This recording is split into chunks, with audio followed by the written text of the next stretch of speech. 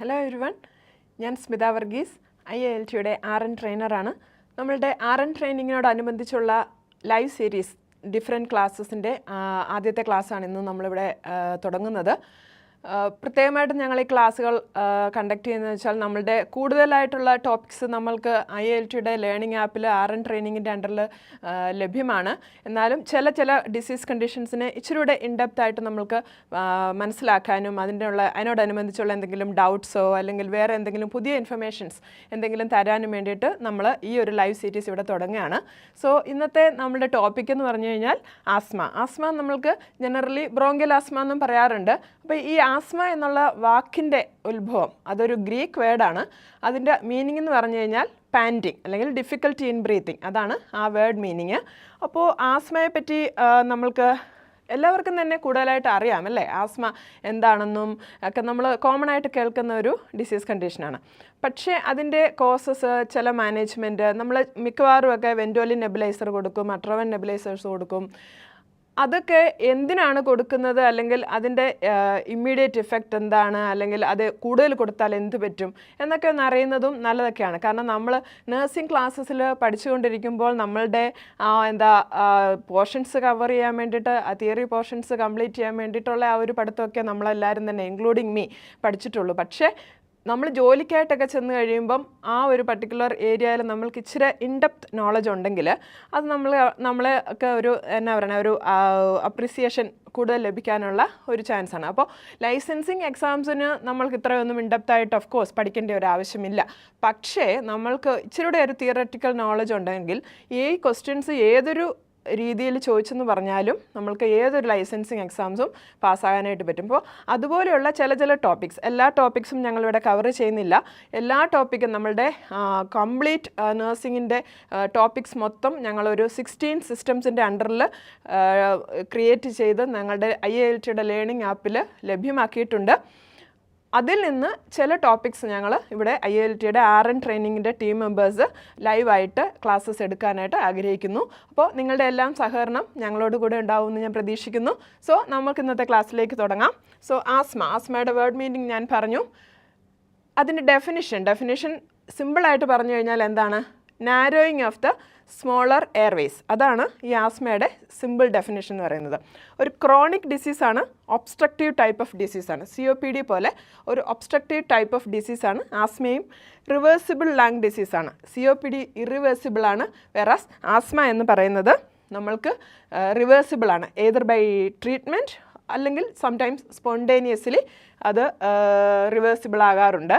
പക്ഷേ ലോങ് ടേമിൽ ഇത് ചിലപ്പം ഇറിവേഴ്സിബിൾ കണ്ടീഷനായിട്ട് അങ്ങനെയുള്ള ഒരു സിറ്റുവേഷനും നമ്മൾ കാണാറുണ്ട്. ഇനി എന്തുകൊണ്ടാണ് ആസ്മ ഉണ്ടാകുന്നത്? ഓഫ് കോഴ്സ് അതിനൊരു സ്റ്റിമുലൈ ഉണ്ടാവും. മിക്കവാറും ആൾക്കാരിൽ അലർജിയാണ് ഇതിൻ്റെ ഒരു സ്റ്റിമുലൈ ആയിട്ട് അല്ലെങ്കിൽ ഒരു ട്രിഗറിങ് ഫാക്ടറായിട്ട് കാണപ്പെടുന്നത്. ഇതിൻ്റെ ക്യാരക്ടറിസ്റ്റിക്സ് എന്ന് പറഞ്ഞാൽ വീസിങ് സൗണ്ട്, ആ ഒരു മ്യൂസിക്കൽ വിസ്ലിംഗ് സൗണ്ട്, അതിനെയാണ് വീസിങ് എന്ന് പറയുന്നത്. ആ വീസിങ് സൗണ്ട് ഉണ്ടാവും, ഡിസ്നിയ ഉണ്ടാവും, ചെസ്റ്റ് ടൈറ്റ്നസ്. ഇതാണ് ആസ്മയുടെ ക്ലാസിക്കൽ സയൻസ് എന്ന് പറയുന്നത്. സോ നമ്മളുടെ ആസ്മയുടെ ഡെഫിനിഷനിൽ നമ്മൾ ക്രോണിക് ഡിസീസ് ആണെന്ന് കണ്ടു, ഒബ്സ്ട്രക്റ്റീവ് ടൈപ്പ് ഓഫ് ഡിസീസാണ്, റിവേഴ്സിബിൾ ഡിസീസാണ്. Mostly by treatment or by spontaneously അത് റിവേഴ്സിബിൾ ആകാറുണ്ട്. സോ ഇനി നമ്മൾ ആസ്മ എന്നുള്ള ഒരു ഡിസീസ് കണ്ടീഷൻ പഠിക്കുന്നതിന് മുന്നായി നമ്മളുടെ നോർമൽ റെസ്പിറേറ്ററി സിസ്റ്റത്തിൻ്റെ അനാട്ടമി എല്ലാവർക്കും തന്നെ പരിചയമാണ്. പക്ഷേ ഒന്നും കൂടെ ഞാനൊന്ന് റിമൈൻഡ് ചെയ്യാനായിട്ട് ആഗ്രഹിക്കുകയാണ്. നമ്മുടെ നോസ്, ഫാരിങ്സ്, ലാരിങ്സ്, ട്രക്കിയ, ഇവിടം വരെയാണ് നമ്മുടെ അപ്പർ റെസ്പിറേറ്ററി ട്രാക്റ്റ് എന്ന് പറയുന്നത്. സോ ട്രക്കിയയിൽ നിന്ന് റൈറ്റ് ആൻഡ് ലെഫ്റ്റ് സൈഡിലേക്ക് മെയിൻ ബ്രോങ്കസ്, പ്രൈമറി ബ്രോങ്കസ് ഡിവൈഡായി പോകും. നമ്മൾക്കറിയാം, നമ്മൾക്ക് ലങ്സിന് റൈറ്റ് സൈഡിൽ എത്ര ലോബുണ്ട്? 3 ലോബുണ്ട്. ലെഫ്റ്റ് സൈഡിൽ 2 ലോബ്സ് ഉണ്ട്. അപ്പോൾ ഈച്ച് ലോബിലേക്കും ഓരോ ബ്രോങ്കസ് ഡിവൈഡായി പോവും.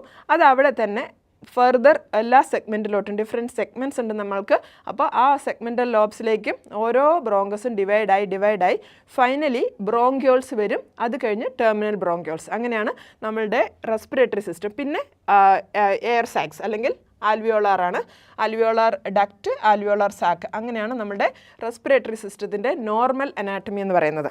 സോ ഇതിൽ ഞാൻ കൊടുത്തിട്ടുണ്ട് ബ്രോങ്കൈ മുതലാണ് കൊടുത്തിരിക്കുന്നത്, ബ്രോങ്കൈ ആൻഡ് ദ ബ്രോങ്ക്യോൾസ്. അപ്പോൾ അത് രണ്ടായിട്ട് ഡിവൈഡ് ചെയ്യും, left and right main bronchus ആയിട്ട് പോകും. അത് കഴിയുമ്പോൾ ഈച്ച് ലോബിലേക്ക് ലോബാർ ബ്രോങ്കൈ ഉണ്ടാവും, പിന്നെ സെഗ്മെൻ്റൽ ബ്രോങ്കൈ, അത് കഴിയുമ്പോൾ സബ് സെഗ്മെൻ്റൽ ബ്രോങ്കൈ, പിന്നെ ബ്രോങ്ക്യോൾസ്. അപ്പോൾ ഈ ബ്രോങ്ക്യോൾസിനുള്ള പ്രത്യേകത അത് നമ്മൾ ഈ ഒരു ഡിസീസ് കണ്ടീഷൻ പഠിക്കുന്നതിന് മുന്നേ അറിഞ്ഞിരിക്കണം. കാരണം ഈ ബ്രോങ്ക്യോൾസ് എന്ന് പറഞ്ഞു കഴിഞ്ഞാൽ അവയ്ക്ക് കാർട്ടിലേജസ് റിങ്സ് ഇല്ല. ട്രക്കിയ മുതലുള്ള നമ്മളുടെ സ്ട്രക്ചേഴ്സിനെല്ലാം ആ കാർട്ടിലേജിനസ് റിങ്സ് ഉണ്ട്. സോ ദാറ്റ് എന്തെങ്കിലും ഒരു കൊളാപ്സ് വരുമ്പോൾ ഈ ട്രക്കിയ അല്ലെങ്കിൽ ആ റെസ്പിറേറ്ററി ട്രാക്റ്റ്, ആ പാസേജ് വേ കൊളാപ്സ് ആകാതെ, എന്തെങ്കിലും ഒരു പ്രശ്നം വരുമ്പോൾ ആ റെസ്പിറേറ്ററി ട്രാക്റ്റ് കൊളാപ്സ് ആകാതെ അവിടെ തന്നെ നിലനിർത്തുന്നത് ഈ കാർട്ടിലേജിനസ് റിങ്സ് ആണ്. പക്ഷേ ഈ ബ്രോങ്ക്യോൾസ് മുതൽ അവയ്ക്ക് കാർട്ടിലേജിനസ് റിങ്സ് ഇല്ല. അപ്പോൾ റിങ്സ് ഇല്ലെങ്കിൽ അതെങ്ങനെയാണ് നിലനിൽക്കുന്നത്, അതല്ലെങ്കിൽ അതെങ്ങനെയാണ് കൊളാപ്സ് ആവാതെ നിൽക്കുന്നത്? By the help of smooth muscles. So smooth മസിൽസിൻ്റെ കൺട്രാക്ഷൻ റിലാക്സേഷൻ കാരണമാണ് ഈ ബ്രോങ്ക്യോൾസ് ഓപ്പൺ ആയിട്ട് നിലകൊള്ളുന്നത്. അപ്പോൾ no cartilage in their walls, lined with the ciliated cells and submucosal glands and surrounded by smooth muscle. അത്രയുമാണ് ബ്രോങ്ക്യോൾസിൻ്റെ പ്രത്യേകത എന്ന് പറയുന്നത്. സോ ഈ smooth muscles mucosa and submucosa layer ഉണ്ട് ബ്രോങ്ക്യോൾസിൻ്റെ ഇന്നർ ലൈനിങ്ങിൽ. മ്യൂക്കോസയിൽ നിന്നാണ് നമ്മൾക്ക് സീലിയേറ്റഡ് എപ്പിത്തീലിയൽ മെംബ്രെയിനും അങ്ങനെ mucus secreting cells, goblet cells ഒക്കെ ഉള്ളത് മ്യൂക്കോസയിലാണ്. സബ് മ്യൂക്കോസയിലാണ് നമ്മുടെ സ്മൂത്ത് മസിൽസ് സിറ്റുവേറ്റ് ചെയ്തിരിക്കുന്നത്. പിന്നെ ടെർമിനൽ ബ്രോങ്ക്യോൾസ്. ടെർമിനൽ ബ്രോങ്ക്യോൾസിന് even they do not have mucus gland or cilia.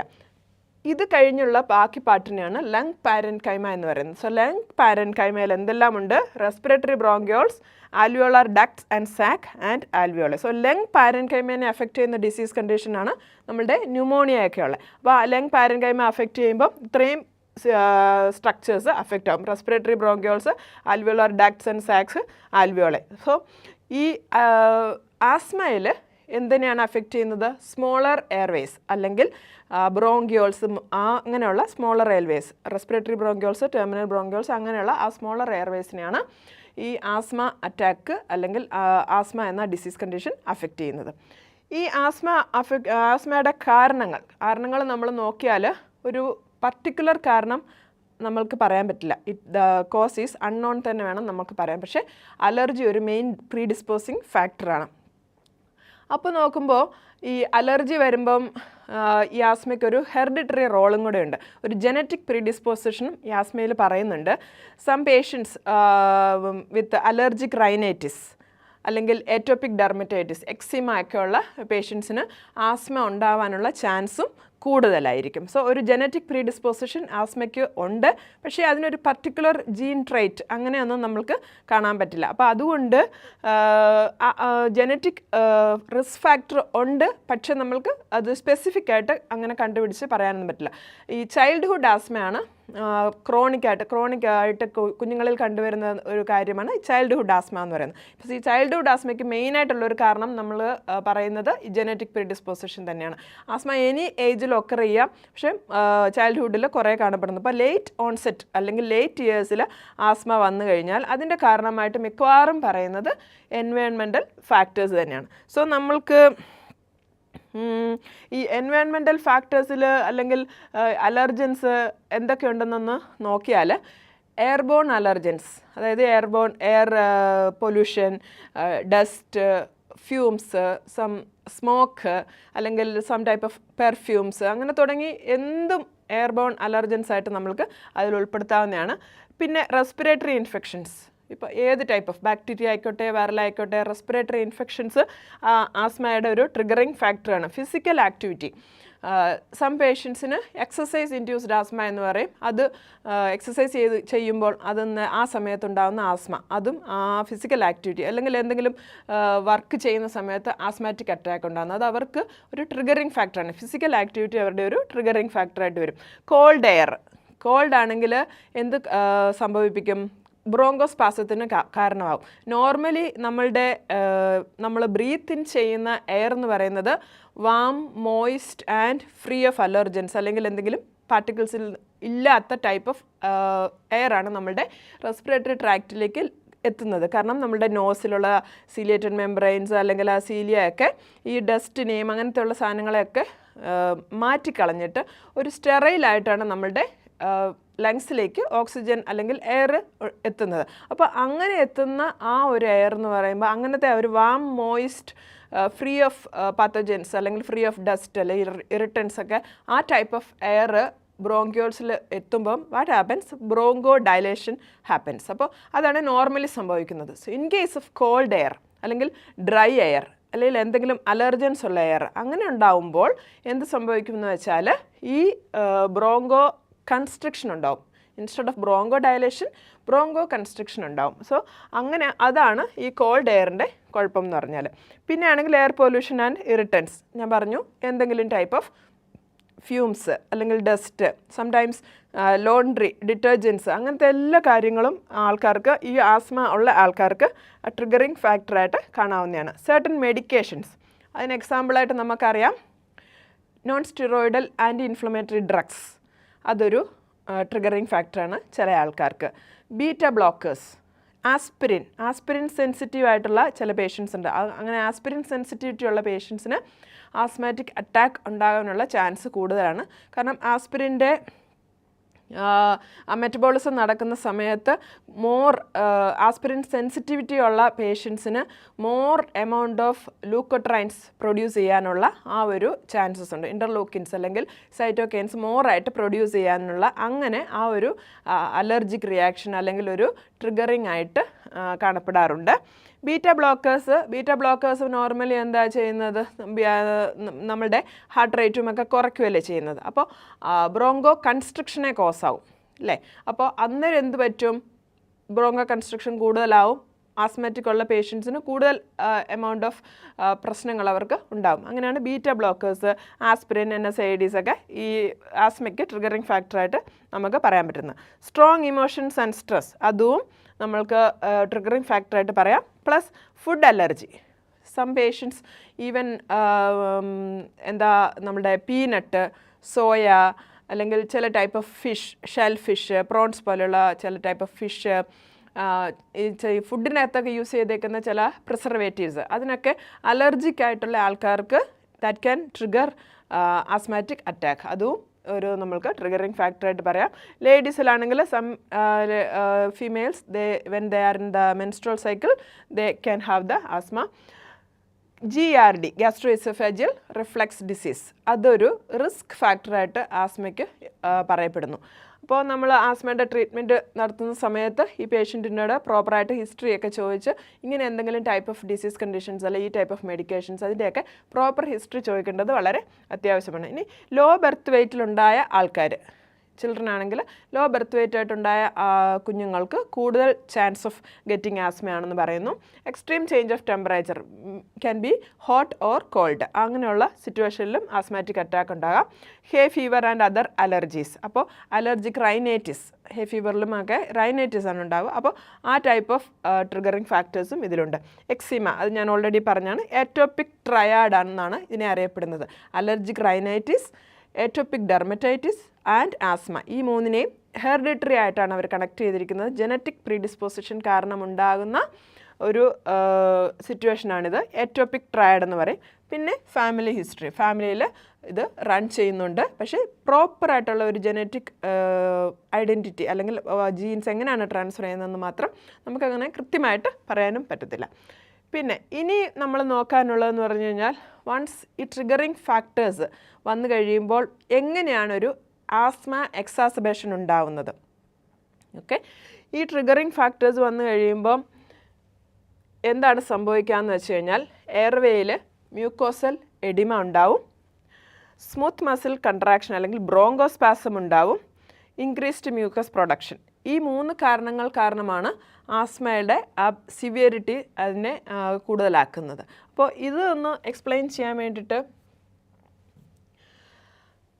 ഈ ഒരു പിക്ചറിൽ ഞാൻ ഇട്ടിരിക്കുന്നത് triggering factors. It can be allergens, infection, exercise or irritants. ഏതെങ്കിലും ടൈപ്പ് ഓഫ് ട്രിഗറിങ് ഫാക്ടേഴ്സ് കാരണം ഈ ആസ്മാറ്റിക് അറ്റാക്ക് ഉണ്ടാകുമ്പം അത് എന്താണ് സംഭവിക്കുന്നത് പറഞ്ഞു കഴിഞ്ഞാൽ നമ്മുടെ ബോഡിയിൽ അലർജൻസ് എന്തെങ്കിലും വരുമ്പോഴത്തേക്കിനും ഹെൽപ്പർ സെൽസ് ആണ് ആദ്യമായിട്ട് റെസ്പോണ്ട് ചെയ്യുന്നത്.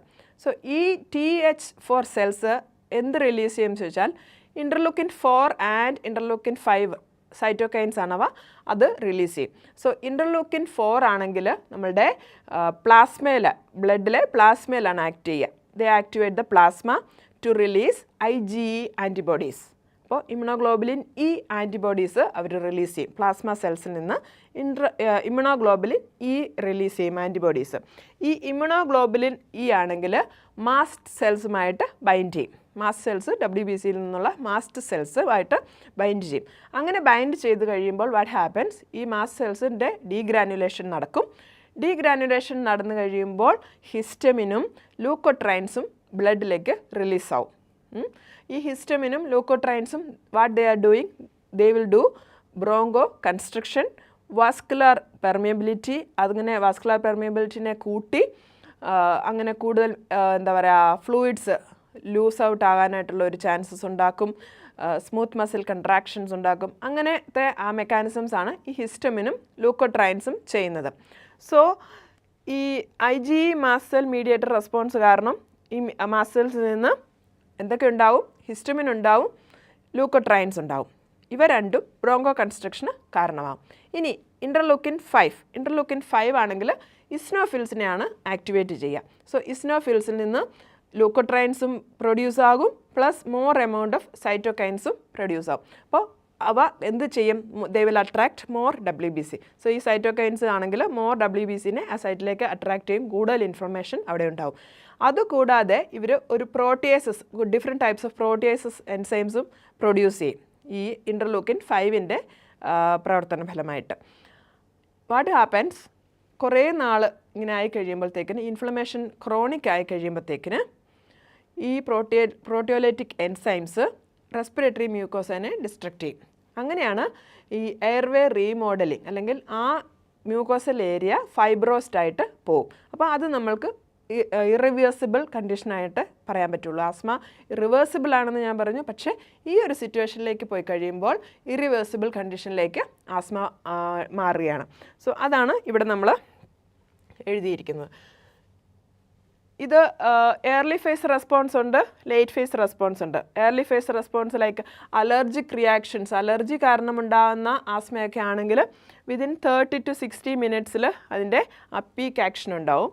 സോ ഇത്രയും കാര്യങ്ങൾ അവിടെ ബ്ലഡിലേക്ക് റിലീസാവും. ഹിസ്റ്റമിൻ, ലൂക്കട്രൈൻസ്, സൈറ്റോകൈൻസ്, അങ്ങനെ different types of cell mediators അങ്ങോട്ട് റിലീസാവും. റിലീസായി കഴിയുമ്പോൾ they will cause bronchial smooth muscle construction, mucosal oedema, mucus secretion, vascular leakage. ഇത്രയും കാര്യങ്ങളാണ് ഇതിൻ്റെ ബേസിക് പാത്തോഫിസിയോളജി എന്ന് പറയുന്നത്. So bronchial smooth muscle contraction വരുമ്പോൾ തന്നെ അത് നാരോ ആവും, ലൂമൻ നാരോ ആവും. സോ നമ്മൾ ഇവിടെ ഒരു പിക്ചർ ഞാൻ കൊടുത്തിട്ടുണ്ട്.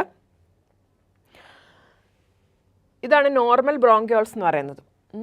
ഈ നോർമൽ ബ്രോങ്കിയോൾസിൻ്റെ മ്യൂക്കോസ, സബ് മ്യൂക്കോസ, അതിൻ്റെ സ്മൂത്ത് മസിൽസ്, അതൊക്കെയാണ് ഈ പിക്ചറിൽ ഡെപ്പിക്റ്റ് ചെയ്തിരിക്കുന്നത്. അപ്പോൾ ഇതിൻ്റെ എയർ അല്ലെങ്കിൽ അതിൻ്റെ ആ ഹോൾ എന്ന് പറയുന്ന ക്യാവിറ്റി എന്ന് പറയുന്നത് എയർവേ എല്ലാം നല്ലതായിട്ട് ഓപ്പൺ ആണ്. പക്ഷേ in case of asthmatic bronchioles what happens, mucosal oedema ഉണ്ടാകും, ഒത്തിരി മ്യൂക്കോസ് സെക്രീഷൻ ഉണ്ടാവും. പിന്നെ ആണെങ്കിൽ മസിൽസ് എല്ലാം ബ്രോങ്കോസ്പാസം അല്ലെങ്കിൽ സ്മൂത്ത് മസിൽ കൺട്രാക്ഷൻ കാരണം കൂടുതൽ ടൈറ്റ് ആവും. അപ്പോൾ ആ നാരോഡ് ലൂമൻ ആവും. അപ്പോൾ ഈ ഒരു ലൂമൻ എന്ന് പറയുന്നത് നമ്മൾ ഈ പടത്തിൽ കാണുമ്പോൾ ഉള്ള ആ വലിപ്പമേ ഉള്ളൂ. നോർമലി ബ്രോങ്കിയോൾസിൻ്റെ ഒരു ഡയമീറ്റർ എന്ന് പറയുന്നത് എബൌട്ട് 1 millimeter ആണ്. അത്രയും ഡയമീറ്ററേ നമ്മുടെ ബ്രോങ്കിയോൾസിനുള്ളൂ. ടെർമിനൽ ബ്രോങ്കിയോൾസിലേക്ക് വന്നു കഴിയുമ്പോൾ അത് ഈവൻ ഹാഫ് ആവും, 0.5 millimeter ഉള്ളൂ. സോ ആ ഒരു സിറ്റുവേഷനിൽ വാട്ട് ഹാപ്പൻസ്, ആ എയർ പ്രോപ്പറായിട്ട് അങ്ങോട്ടും ഇങ്ങോട്ടും പോകത്തില്ല. അപ്പം ഗ്യാസ് എക്സ്ചേഞ്ച് പ്രോപ്പറായിട്ട് നടക്കത്തില്ല. ആൽവിയോളിലേക്ക് കുഴപ്പമൊന്നുമില്ല, പക്ഷേ ബ്രോങ്കിയോൾസിലാണ് ഈ ആസ്മയിൽ ഉണ്ടാകുന്ന പ്രശ്നങ്ങൾ എന്ന് പറയുന്നത്. സോ ഇതാണ് മെയിനായിട്ട് ഈ എന്തെങ്കിലും അലർജീസോ ട്രിഗേഴ്സോ ഒക്കെ വന്നു കഴിയുമ്പം ട്രിഗറിങ് ഫാക്ടേഴ്സ് കാരണം ആസ്മ ഉണ്ടാകാനുള്ള ആ കാരണം എന്ന് പറയുന്നത്. ഇത് കൂടാതെ 5 to 6 hours ഒക്കെ ആകുമ്പോഴത്തേക്കിന് ബ്രോങ്കിയൽ ഹൈപ്പർ ആക്ടിവിറ്റി ഉണ്ടാവും. Infiltration with eosinophils and neutrophils, inflammation കൂടുകയാണ്. അപ്പോൾ within 1 to 2 days infiltration with monocytes and lymphocytes, ഞാൻ പറഞ്ഞത് നേരത്തെ ആ പറഞ്ഞ സംഭവം തന്നെയാണ്. ഇൻ്റർലൂക്കിൻ 5 ആണെങ്കിൽ ഇസ്നോഫിൽസിനെ ആക്ടിവേറ്റ് ചെയ്യും, കൂടുതൽ എമൗണ്ട് ഓഫ് സൈറ്റോകൈൻസ് സൈറ്റിലേക്ക് വരും, പ്ലസ് ലൂക്കോട്രൈൻസും അവയെല്ലാം കൂടെ കൂടിയിട്ട് പിന്നെയും ഈ ഒരു പ്രശ്നം കൂടുകയാണ്. സോ ഇത്രയും കാര്യങ്ങൾ bronchial smooth muscle constriction, mucosal oedema, mucus secretion, vascular leakage ഇവയെല്ലാം കാരണമാണ് ഇതിൻ്റെ ക്ലിനിക്കൽ മാനിഫെസ്റ്റേഷൻസ് ആയ air trapping, hypoxaemia, obstruction of large and small airways and respiratory acidosis ഇത്രയും കാര്യങ്ങൾ ഒക്കറാവുന്നത്. സോ നമ്മുടെ ആൽവിയോളെ നമുക്കറിയാം എന്താ പറയുക ആ എയർ ഗ്യാസ് എക്സ്ചേഞ്ച് നടക്കുന്ന ആ ഒരു സ്ഥലമാണ്. Alveoli about 300 million of alveoli നമ്മുടെ ബോഡിയിലുണ്ട്. അതെല്ലാം കൂടെ ഒന്ന് സ്പ്രെഡ് ചെയ്ത് വെച്ച് കഴിഞ്ഞാൽ 100 മീറ്റർ സ്ക്വയർ വരെയും വരും. ഒരു റാക്കറ്റ് സ്റ്റേഡിയം അതിനുള്ള അത്രയും വരെയും ഉണ്ടാവും എന്നാണ് സ്റ്റഡീസ് പറയുന്നത്. സോ അത്രയും ആൽവിയോളെ നമ്മുടെ ഇതിലുണ്ട്. പക്ഷേ ആൽവിയോളയ്ക്ക് കുഴപ്പമില്ലെങ്കിലും ബ്രോങ്കിയോൾസിന് കുഴപ്പമായതുകൊണ്ട് അവിടെ ഗ്യാസ് എക്സ്ചേഞ്ച് പ്രോപ്പറായിട്ട് നടക്കുന്നില്ല, എയർ ട്രാപ്പിംഗ് അവിടെ ഉണ്ടാകുന്നു. അങ്ങനെയാണ്, അതുകൊണ്ടാണ് ഈ ആസ്മേനെ ഒരു ഒബ്സ്ട്രക്റ്റീവ് ഡിസീസ് എന്ന് പറയാൻ കാര്യം. ഇത് ഒരു അലർജൻസ് കാരണം ഉണ്ടാകുന്ന ആ ഒരു പത്തഫിസിയോളജിയാണ് ഞാൻ പറഞ്ഞത്.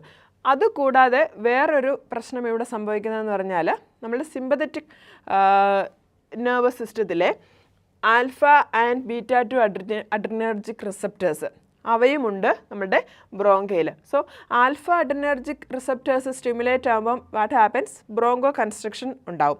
വേറാസ് ബീറ്റ അഡ്രിനർജിക് റിസപ്റ്റേഴ്സ് സ്റ്റിമുലേറ്റ് ആകുമ്പോൾ ബ്രോങ്കോ ഡയലേഷൻ ഉണ്ടാവും. ഇപ്പോൾ ഈ ആൽഫ റിസപ്റ്റേഴ്സിനെയും ബീറ്റ റിസപ്റ്റേഴ്സിനെയും കൺട്രോൾ ചെയ്ത് അതൊരു ബാലൻസിൽ നിർത്തുന്നത് സൈക്ലിക് അഡിനോസിൻ മോണോഫോസ്ഫേറ്റ് എന്നുള്ള ആ എൻസൈമാണ് അതിനെ കൺട്രോൾ ചെയ്ത് നിർത്തുന്നത്. ഈ CAMPയുടെ കുറവ് കാരണം, കുറവ് എപ്പോഴാണ് ഉണ്ടാകുന്നതെന്ന് വെച്ച് കഴിഞ്ഞാൽ ആൽഫ അഡ്രിനർജിക് റിസപ്റ്റർ സ്റ്റിമുലേറ്റ് ആയാൽ സൈക്ലിക് AMPയുടെ ലെവൽ കുറയും. അപ്പോൾ ലെവൽ കുറയുമ്പോൾ ബ്രോങ്കോ കൺസ്ട്രിക്ഷൻ ഉണ്ടാവും. പക്ഷേ ബീറ്റ അഡ്രിനർജിക് റിസപ്റ്റേഴ്സിൻ്റെ സ്റ്റിമുലേഷനിൽ സൈക്ലിക് AMP കൂടും, അപ്പം ബ്രോങ്കോ ഡയലേഷൻ ഉണ്ടാവും. ഇതും നമ്മളുടെ മനസ്സിലിരിക്കണം. കാരണം നമ്മൾ മരുന്നിൻ്റെ പറ്റി പഠിക്കുമ്പോൾ ഈ ഒരു ബേസിക് മെക്കാനിസം നമ്മളുടെ മനസ്സിലുണ്ടെങ്കിൽ it will be easy to understand. So alpha and beta receptors ഉണ്ട് നമ്മളുടെ ബ്രോങ്കയോൾസിൽ. അവയുടെ സ്റ്റിമുലേഷൻ കാരണം ബ്രോങ്കോ കൺസ്ട്രക്ഷൻ ഉണ്ടാവും, ബ്രോങ്കോ ഡയലേഷൻ ഉണ്ടാവും. പ്ലസ് അലർജൻസ് കാരണം IgE ആൻഡ് മാസ്റ്റ് സെൽ അത് രണ്ടും കൂടെ ബൈൻഡ് ചെയ്ത് ഡിഫറെൻറ്റ് ടൈപ്സ് ഓഫ് ഈ മാസ്റ്റ് സെൽസിൽ നിന്ന് ഡിഫറെൻറ്റ് ടൈപ്സ് ഓഫ് ഹിസ്റ്റമിൻ അല്ലെങ്കിൽ ഇൻ്റർലോക്കിൻസ് അങ്ങനെയൊക്കെ പ്രൊഡ്യൂസ് ചെയ്യുന്നത് കൊണ്ടും നമ്മൾക്ക് ബ്രോങ്കോ കൺസ്ട്രക്ഷനും മ്യൂക്കോസൽ എഡിമയും ഒക്കെ ഉണ്ടാവും. ഇതാണ് ഞാൻ പറഞ്ഞ എയർവേ റീമോഡലിംഗ്. അതായത് ഫൈബ്രോസ്ഡ് എയർവേസ്, ഫൈബ്രോസ്ഡ് മ്യൂക്കോസ ആവും കുറച്ച് നാളുകൾ കഴിയുമ്പോഴത്തേക്കിനും because of the action of proteases. അപ്പോൾ അന്നേരമാണ് ഇത് കംപ്ലീറ്റ്ലി ഈ നാരോഡ് ലൂമിനായിപ്പോവും. അത് നമ്മൾക്ക് ഒരിക്കലും റിവേഴ്സിബിൾ ആകാനായിട്ട് പിന്നെ പറ്റില്ല. അപ്പോൾ പാത്തോഫിസിയോളജി നമ്മൾ കണ്ടു.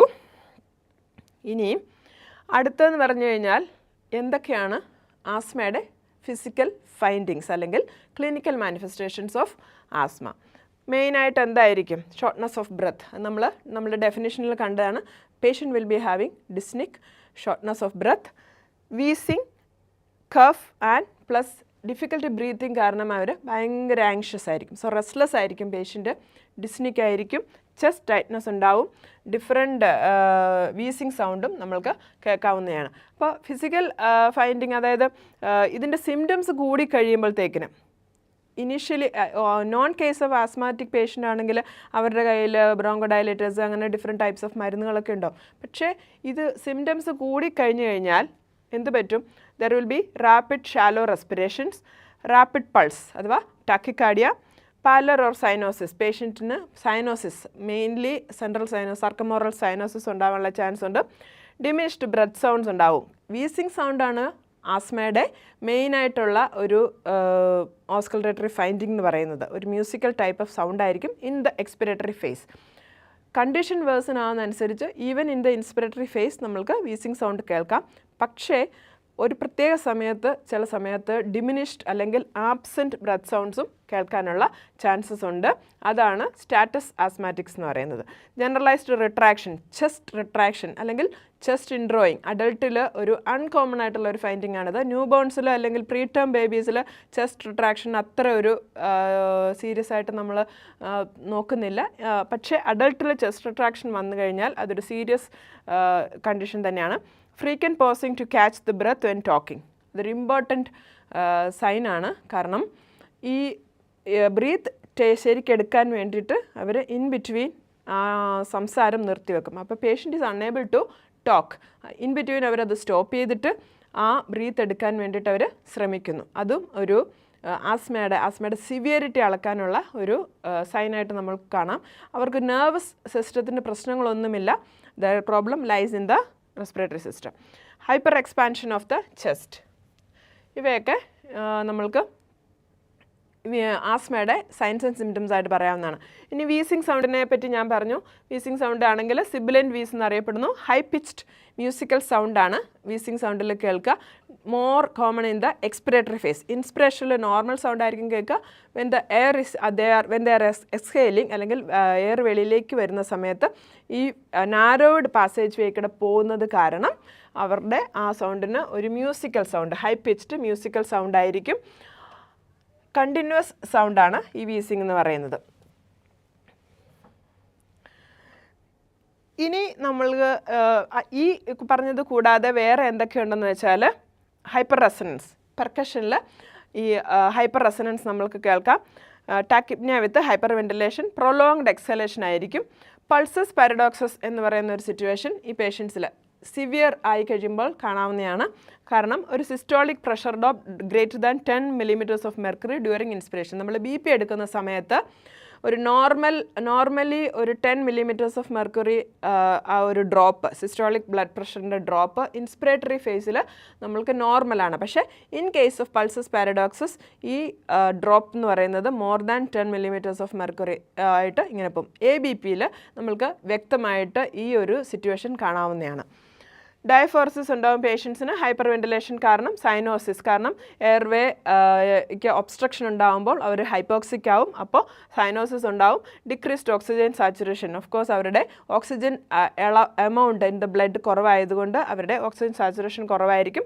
പൾമിനറി ഫങ്ഷൻ ടെസ്റ്റിനകത്ത് വളരെ വേരിയേഷൻസ് ഉണ്ടാകും. പ്രത്യേകിച്ച് FEV1, അതായത് forced expiratory ventilation in 1 minute, അതിനെയാണ് FEV1 എന്ന് പറയുന്നത്. ആൻഡ് FVC, ഇതിൻ്റെ നോർമൽ വാല്യൂ എന്ന് പറഞ്ഞാൽ it should be more than 70%. പക്ഷേ in case of asthmatic patients അല്ലെങ്കിൽ എയർവേ ഒബ്സ്ട്രക്റ്റ് ആവുന്ന സമയത്ത് ഈ FEV1ൻ്റെയും FVCയുടെയും ആ ഒരു റേഷ്യോ എന്ന് പറഞ്ഞു കഴിഞ്ഞാൽ it will be less than 70%. So അങ്ങനെ ആണ് നമ്മൾ ഈ ആസ്മേനെ കണ്ടുപിടിക്കുന്നത്. പൾമണറി ഫങ്ഷൻ ടെസ്റ്റിൽ ആസ്മനെ കണ്ടുപിടിക്കുന്നത് നമ്മൾ ഈ FEV1ൻ്റെയും FVCയുടെയും റേഷ്യോനെ കാൽക്കുലേറ്റ് ചെയ്തിട്ടാണ്.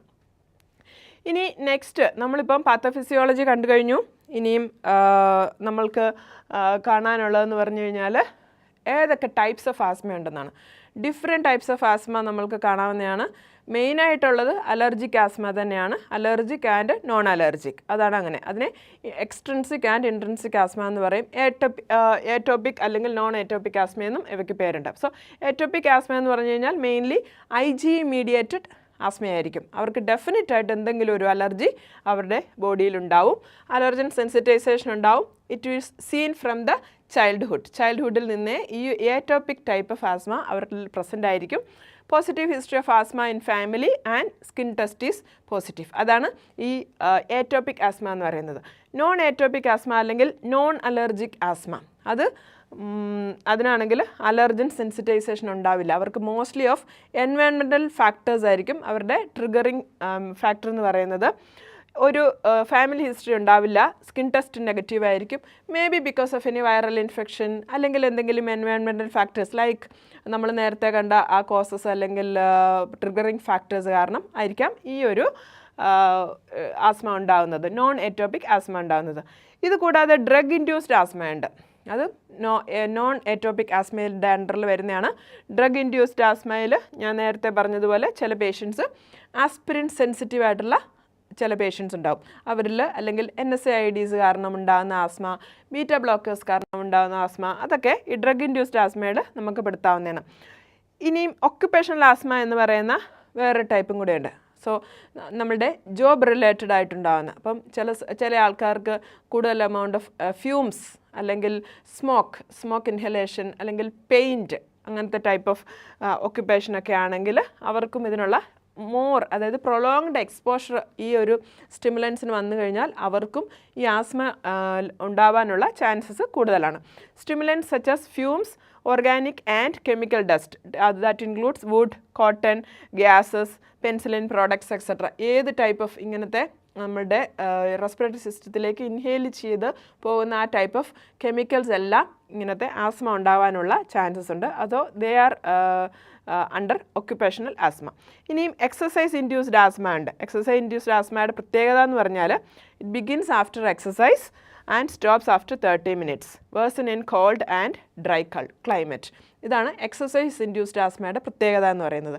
എക്സസൈസ് അല്ലെങ്കിൽ എന്തെങ്കിലും ഫിസിക്കൽ ആക്ടിവിറ്റീസ്, കൂടുതലായിട്ട് എനർജി വേണ്ടി വരുന്ന എന്തെങ്കിലും ഫിസിക്കൽ ആക്ടിവിറ്റീസ് ചെയ്യുന്ന സമയത്ത് മാത്രം ഉണ്ടാകുന്ന ആസ്മയാണ് ഈ എക്സസൈസ് ഇൻഡ്യൂസ്ഡ് ആസ്മ എന്ന് പറയുന്നത്. ഇതിൽ കൂടാതെ ഈ ടൈപ്പ് ഓഫ് ആസ്മാസ് കൂടാതെ നമുക്ക് 1-2 ടൈപ്പ് വേറെയും കൂടെ ഉണ്ട്. അതാണ് ഒന്ന് മിക്സ്ഡ് ആസ്മ. മിക്സ്ഡ് ആസ്മയിൽ വാട്ട് ഹാപ്പൻസ്, ഈ ഏറ്റോപ്പിക്കും നോൺ ഏറ്റോപ്പിക്കും ആയിട്ടുള്ള കാര്യങ്ങൾ അവർക്ക് ഉണ്ടാവാറുണ്ട്. അത് രണ്ടും കൂടെ കൂടി വരുന്നതാണ് മിക്സ്ഡ് ആസ്മ എന്ന് പറയുന്നത്. ഇനി നോൺ വേരിയൻറ്റ് ആസ്മ ഉണ്ട്. അതായത് അതിൽ നോൺ വേരിയൻറ്റ് കഫ് ആസ്മ, അതായത് കഫായിരിക്കും അതിൻ്റെ മെയിനായിട്ടുള്ള സിംറ്റം എന്ന് പറയുന്നത്.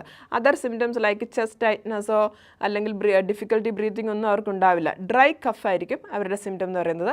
എന്തെങ്കിലും ട്രിഗറിങ് ഫാക്ടേഴ്സ് വന്നു കഴിയുമ്പോൾ ബാക്കിയുള്ള സിംറ്റംസും കൂടെ വരും. അതിനെയും നമ്മൾക്ക് ഒരു ടൈപ്പായിട്ട് പെടുത്താവുന്നതാണ്. പിന്നെ ഉള്ളത് നൊക്ടൂണൽ ആസ്മ. നൊക്ടൂണൽ ആസ്മ എന്ന് പറഞ്ഞു കഴിഞ്ഞാൽ വാട്ട് ഈസ് ദാറ്റ്, നൈറ്റിൽ മാത്രമേ അത് സംഭവിക്കുകയുള്ളൂ. Mainly in the early morning, ആ സമയത്ത് മാത്രം ഉണ്ടാകുന്ന ടൈപ്പ് ഓഫ് ആസ്മ. അവരിൽ ഡേ ടൈമിലൊന്നും അതുണ്ടാവില്ല. നൊക്ടൂണൽ ആസ്മ എന്ന് അതിനെ നമ്മൾക്ക് ക്ലാസിഫൈ ചെയ്യാവുന്നതാണ്. ഇനി അക്കോർഡിംഗ് ടു സിവിയറിറ്റി അനുസരിച്ച് ആസ്മനെ 4 ടൈപ്പായിട്ട് ഡിവൈഡ് ചെയ്തിരിക്കുന്നു. Mild intermittent, mild persistent, moderate persistent and severe persistent. So അത് നോക്കുന്നതെന്ന് പറഞ്ഞു കഴിഞ്ഞാൽ എത്രമാത്രം സിംറ്റംസ് ഒരു വീക്കിൽ എത്രമാത്രം സിംറ്റംസ് ഉണ്ടാകുന്നു എന്നതിനെ അനുസരിച്ചാണ് ഈ മൈൽഡ് ഇൻ്റർമീഡിയൻറ്റ് അങ്ങനെയൊക്കെ ഡിവൈഡ് ചെയ്തിരിക്കുന്നത്. സോ മൈൽഡ് ഇൻ്റർമീഡിയൻറ്റിൻ്റെ സിംറ്റംസ് നമ്മൾ നോക്കിയാൽ ഈ asthmatic symptoms 2 times per week ഉണ്ടാവാറുള്ളൂ. നൈറ്റിലാണെങ്കിലും 2 times per month അല്ലെങ്കിൽ കുറവായിരിക്കും. Lungs fine between attacks. ഇപ്പോൾ എല്ലാ ആസ്മാറ്റിക് പേഷ്യൻസിനും ഇൻ ബിറ്റ്വീൻ എക്സാസിബേഷനിൽ അവരുടെ പൾമിനറി ഫംഗ്ഷൻ ടെസ്റ്റും എല്ലാം നോർമലായിരിക്കും. They will be fine in between the exacerbations. Mild പെർസിസ്റ്റൻറ്റിനാണെങ്കിൽ 2 times per week ആയിരിക്കും. Symptoms at night 2 times per month ആയിരിക്കും. മോഡറേറ്റ് പെർസിസ്റ്റൻറ്റിൽ they will be having daily symptoms. Asthmatic symptoms daily ആയിട്ട് അവർക്ക് കാണും. നൈറ്റിലും ഈവൻ once per week അവർക്ക് symptoms ഉണ്ടാവും. അവരുടെ ആക്ടിവിറ്റീസിനെ അത് ഇൻ്റർഫിയർ ചെയ്യാറുണ്ട്. ഈ ആസ്മാറ്റിക് സിംറ്റംസ് കാരണം അവരുടെ ഡെയിലി ആക്ടിവിറ്റീസ് അഫക്റ്റഡ് ആവാറുണ്ട്. സിവിയർ പെർസിസ്റ്റൻറ്റിലും ഈ ഡെയിലി ആയിട്ടുള്ള സിംറ്റംസ് ഉണ്ട്. നൈറ്റിൽ also frequent symptoms they will be having and daily activities limited. അപ്പോൾ ഇങ്ങനെ 4ആയിട്ട് നമ്മൾക്ക് ഡിവൈഡ് ചെയ്യാം. അപ്പോൾ ഇതിൻ്റെ മെഡിക്കേഷൻസ് ആണെങ്കിലും ഈ മൈൽഡ് ഇൻ്റർമീഡിയൻറ്റിൽ അവർക്ക് ഡെയിലി മെഡിസിൻസ് ഒന്നും എടുക്കേണ്ട ഒരാവശ്യം വലുതായിട്ട് വരുന്നില്ല. മൈൽഡ് പെർസിസ്റ്റൻറ്റിൽ കൺട്രോളർ മെഡിക്കേഷൻസ് മാത്രമേ അവർ എടുക്കുന്നുള്ളൂ. ആ സിംറ്റംസ് വരുന്നതനുസരിച്ച് റിലീവർ മെഡിക്കേഷൻസ് എടുക്കും. മോഡറേറ്റ് പെർസിസ്റ്റൻറ്റിലാണുള്ള കൺട്രോളർ മെഡ്സ് ഉണ്ടാവും അവർക്കെന്നും, റിലീവർ മെഡ്സും ഉണ്ടാവും. പക്ഷേ സിവിയർ പെർസിസ്റ്റൻറ്റിലേക്ക് വന്നു കഴിയുമ്പോൾ കൺട്രോളർ മെഡ്സും ലോങ് ആക്ടിങ് റിലീവർ മെഡ്സും എല്ലാം അവർക്ക് എടുക്കേണ്ടതായ ഒരു ആവശ്യം വരുന്നു. അങ്ങനെയും നമ്മൾക്ക് ആസ്മേനെ ഡിവൈഡ് ചെയ്യാവുന്നതാണ്. എക്സസൈസ് ഇൻഡ്യൂസ്ഡ് ആസ്മയുടെ ഒരു പ്രത്യേകത എന്ന് പറഞ്ഞു കഴിഞ്ഞാൽ ആ symptoms maximum during the exercise, absence of nocturnal symptoms and sometimes only a description of choking sensation. അത് മാത്രമേ അവർക്ക് സിംറ്റമായിട്ട് ചിലപ്പോൾ പറയാൻ ഉണ്ടാവുള്ളൂ. ബാക്കിയുള്ള സിംറ്റംസ് ഒക്കെ അവരിൽ ആബ്സെൻ്റ് ആയിരിക്കും. ഈ ഒരു ക്വസ്റ്റ്യൻ്റെ ആൻസർ നമ്മളൊന്ന് കണ്ടുപിടിക്കേണ്ടത് ആവശ്യമാണ്. കാരണം what is the ominous sign of asthma? Ominous sign എന്ന് പറഞ്ഞു കഴിഞ്ഞാൽ നമുക്കെല്ലാം അറിയാം എന്താണ് ഡേഞ്ചറസ് സൈൻ. അപ്പോൾ ആസ്മയുടെ ഡിഫറെൻറ്റ് ക്ലിനിക്കൽ മാനിഫെസ്റ്റേഷൻസ് നമ്മൾ കണ്ടു, ഡിഫറെൻറ്റ് ഫീച്ചേഴ്സ് നമ്മൾ കണ്ടു. അവയിൽ നിന്ന് ഏതായിരിക്കും ആസ്മയുടെ ഏറ്റവും ഡേഞ്ചർ ആയിട്ടുള്ള ഒരു സൈൻ? നമ്മൾ ആ ഒരു സൈൻ കണ്ടു കഴിഞ്ഞാൽ അതൊരു വളരെ പൊട്ടൻഷ്യൽ ഡേഞ്ചറാണ് എന്ന് കാണിക്കുന്ന ഒരു സൈൻ ഏതാണെന്ന് ഇത് കണ്ടുകൊണ്ടിരിക്കുന്ന ആർക്കെങ്കിലും എന്നോട് പറയാമെങ്കിൽ അല്ലെങ്കിൽ എനിക്ക് കമൻറ്റ് ചെയ്യാമെങ്കിൽ ദാറ്റ് വിൽ ബി ഗ്രേറ്റ്. അതല്ല എങ്കിൽ ഈ സെക്ഷൻ്റെ അവസാനം ഞാനിതിൻ്റെ ആൻസർ പറയുന്നതായിരിക്കും. Next we will move on to diagnostic test. So asthma നമ്മൾ ഡയഗ്നോസ് ചെയ്യുന്നത് എങ്ങനെയാണ്? Physical history, family history, environmental and occupational history is a must. തറവായിട്ട് നമ്മൾ പേഷ്യൻറ്റിൻ്റെ പാസ്റ്റ് ഹിസ്റ്ററിയും എല്ലാം കറണ്ട് മെഡിക്കൽ ഹിസ്റ്ററിയും എല്ലാം ചോദിച്ച് മനസ്സിലാക്കേണ്ടത് ആവശ്യമാണ്. കാരണം അവർക്ക് എന്തെങ്കിലും അലർജി ഉണ്ടോ, ഫാമിലിയിൽ എന്തെങ്കിലും ആസ്മാറ്റിക് പേഷ്യൻസ് ഉണ്ടോ, അവരുടെ ഒക്യുപ്പേഷൻ എന്തെങ്കിലും ആസ്മ ട്രിഗറിങ് സിറ്റുവേഷനിലാണോ, അങ്ങനെയുള്ള ഹിസ്റ്ററീസ് എല്ലാം നമ്മൾ ചോദിച്ചാണ് ഇത് സ്റ്റാർട്ട് ചെയ്യുന്നത്. ഫിസിക്കൽ എക്സാമിനേഷനിൽ നമ്മൾ അവരുടെ വൈറ്റൽ സൈൻസ് ഒക്കെയാണ് മോണിറ്റർ ചെയ്യുന്നത്. പൾസ് ഓക്സിമെട്രി, സ്പൈറോമെട്രി മൂലം നമുക്കിത് ഡയഗ്നോസ് ചെയ്യാവുന്നതാണ്. പൾസ് ഓക്സിമെട്രിയിൽ സാച്ചുറേഷൻസ് കുറവായിരിക്കും. പീക്ക് എക്സ്പിറേറ്ററി ഫ്ലോയിനെ പറ്റി ഞാൻ പറയുന്നുണ്ട്. ഈ ഒരു ഡയഗ്നോസ്റ്റിക് ടൂളായിട്ട് തന്നെ, അതായത് മാക്സിമം എക്സ്പിറേഷൻ നടത്തുന്ന ആ ഒരു എമൗണ്ട്, അതാണ് പീക്ക് എക്സ്പിറേറ്ററി ഫ്ലോയിൽ നമ്മൾ കണ്ടുപിടിക്കുന്നത്. ചെസ്റ്റ് എക്സ്റേ വഴി എന്തെങ്കിലും ഇൻഫെക്ഷനോ അങ്ങനെയൊക്കെ ഉണ്ടോ എന്ന് നമുക്ക് ഐഡൻറ്റിഫൈ ചെയ്യാൻ പറ്റും. പൾമണറി ഫങ്ഷൻ ടെസ്റ്റ് വഴി FEV1ഉം FECയുടെയും ആ എമൗണ്ട് അല്ലെങ്കിൽ അതിൻ്റെ റേഷ്യോ കണക്കാക്കാൻ പറ്റും. അലർജി ബ്ലഡ് ടെസ്റ്റ്, അപ്പോൾ ഏതെങ്കിലും ടൈപ്പ് ഓഫ് അലർജി ഈ പേഷ്യൻറ്റിനുണ്ടോ എന്ന് നമ്മൾക്ക് അറിയാവുന്നതാണ്. Blood gases and CBC. Blood ഗ്യാസസിൽ ആസ്മയുടെ ഇനിഷ്യൽ ബ്ലഡ് ഗ്യാസ് എന്ന് പറയുന്നത് റെസ്പിറേറ്ററി ആൽക്കലോസിസ് ആയിരിക്കും. റെസ്പിറേറ്ററി ആൽക്കലോസിസ് ഉണ്ടാവാനുള്ള കാരണം ഹൈപ്പർ വെന്റിലേറ്റഡ് പേഷ്യൻ്റാണ്. സോ ഹൈപ്പർ വെന്റിലേഷൻ നടക്കുമ്പോൾ more amount of carbon dioxide ബോഡിയിൽ നിന്ന് നഷ്ടപ്പെടുന്നു. So more amount of carbon dioxide ബോഡിയിൽ നിന്ന് നഷ്ടപ്പെടുമ്പോൾ the pH of the blood will be low. So അങ്ങനെ ബ്ലഡ് ആൽക്കലി ആയിട്ട് മാറുന്നു. റെസ്പിറേറ്ററി ആൽക്കലോസിസ് ആണ് ഈ പേഷ്യൻറ്റിൻ്റെ ഇനീഷ്യൽ പീരീഡിൽ ഉണ്ടാവുക. കുറച്ച് സിവിയർ ആകുമ്പോഴത്തേക്കിനും ഈ either the pH will be stable or it will go back to respiratory acidosis. So respiratory acidosis asthmatic patientsൽ കണ്ടു കഴിഞ്ഞാൽ they require ഇമ്മീഡിയറ്റ് ട്രീറ്റ്മെൻറ്റ്. അവർക്ക് ഹോസ്പിറ്റലൈസ് ചെയ്ത് അവരെ ട്രീറ്റ് ചെയ്യണം. കാരണം ബോഡിയിൽ നിന്ന് അവർക്ക് നല്ലതുപോലെ ഒബ്സ്ട്രക്ഷൻ ഉണ്ടാകുന്നത് കൊണ്ടാണ് അവർക്ക് ബ്രീത്ത് ചെയ്യാൻ പറ്റാതെ വരുന്നത്. അപ്പോൾ ആണ് റെസ്പിറേറ്ററി അസിഡോസിസ് ഉണ്ടാകുന്നത്, അല്ലെങ്കിൽ കാർബൺ ഡൈ ഓക്സൈഡിൻ്റെ ലെവല് നോർമൽ ആവുന്നത്. സോ ആ ഒരു കണ്ടീഷൻ നമ്മൾ ഇമ്മീഡിയറ്റ് ആയിട്ട് പേഷ്യൻറ്റിനെ ട്രീറ്റ് ചെയ്യേണ്ടത് ആവശ്യമാണ്. CBCയിൽ ഇസ്നോഫിൽസ് അലർജിക്ക് എന്തെങ്കിലും ആണെങ്കിൽ eosinophil count will be more. Sputum examination വഴി നമ്മൾക്ക് ഇത് ചെയ്യാവുന്നതാണ്. അക്യൂട്ട് എപ്പിസോഡിൽ sputum and blood test will disclose eosinophilia.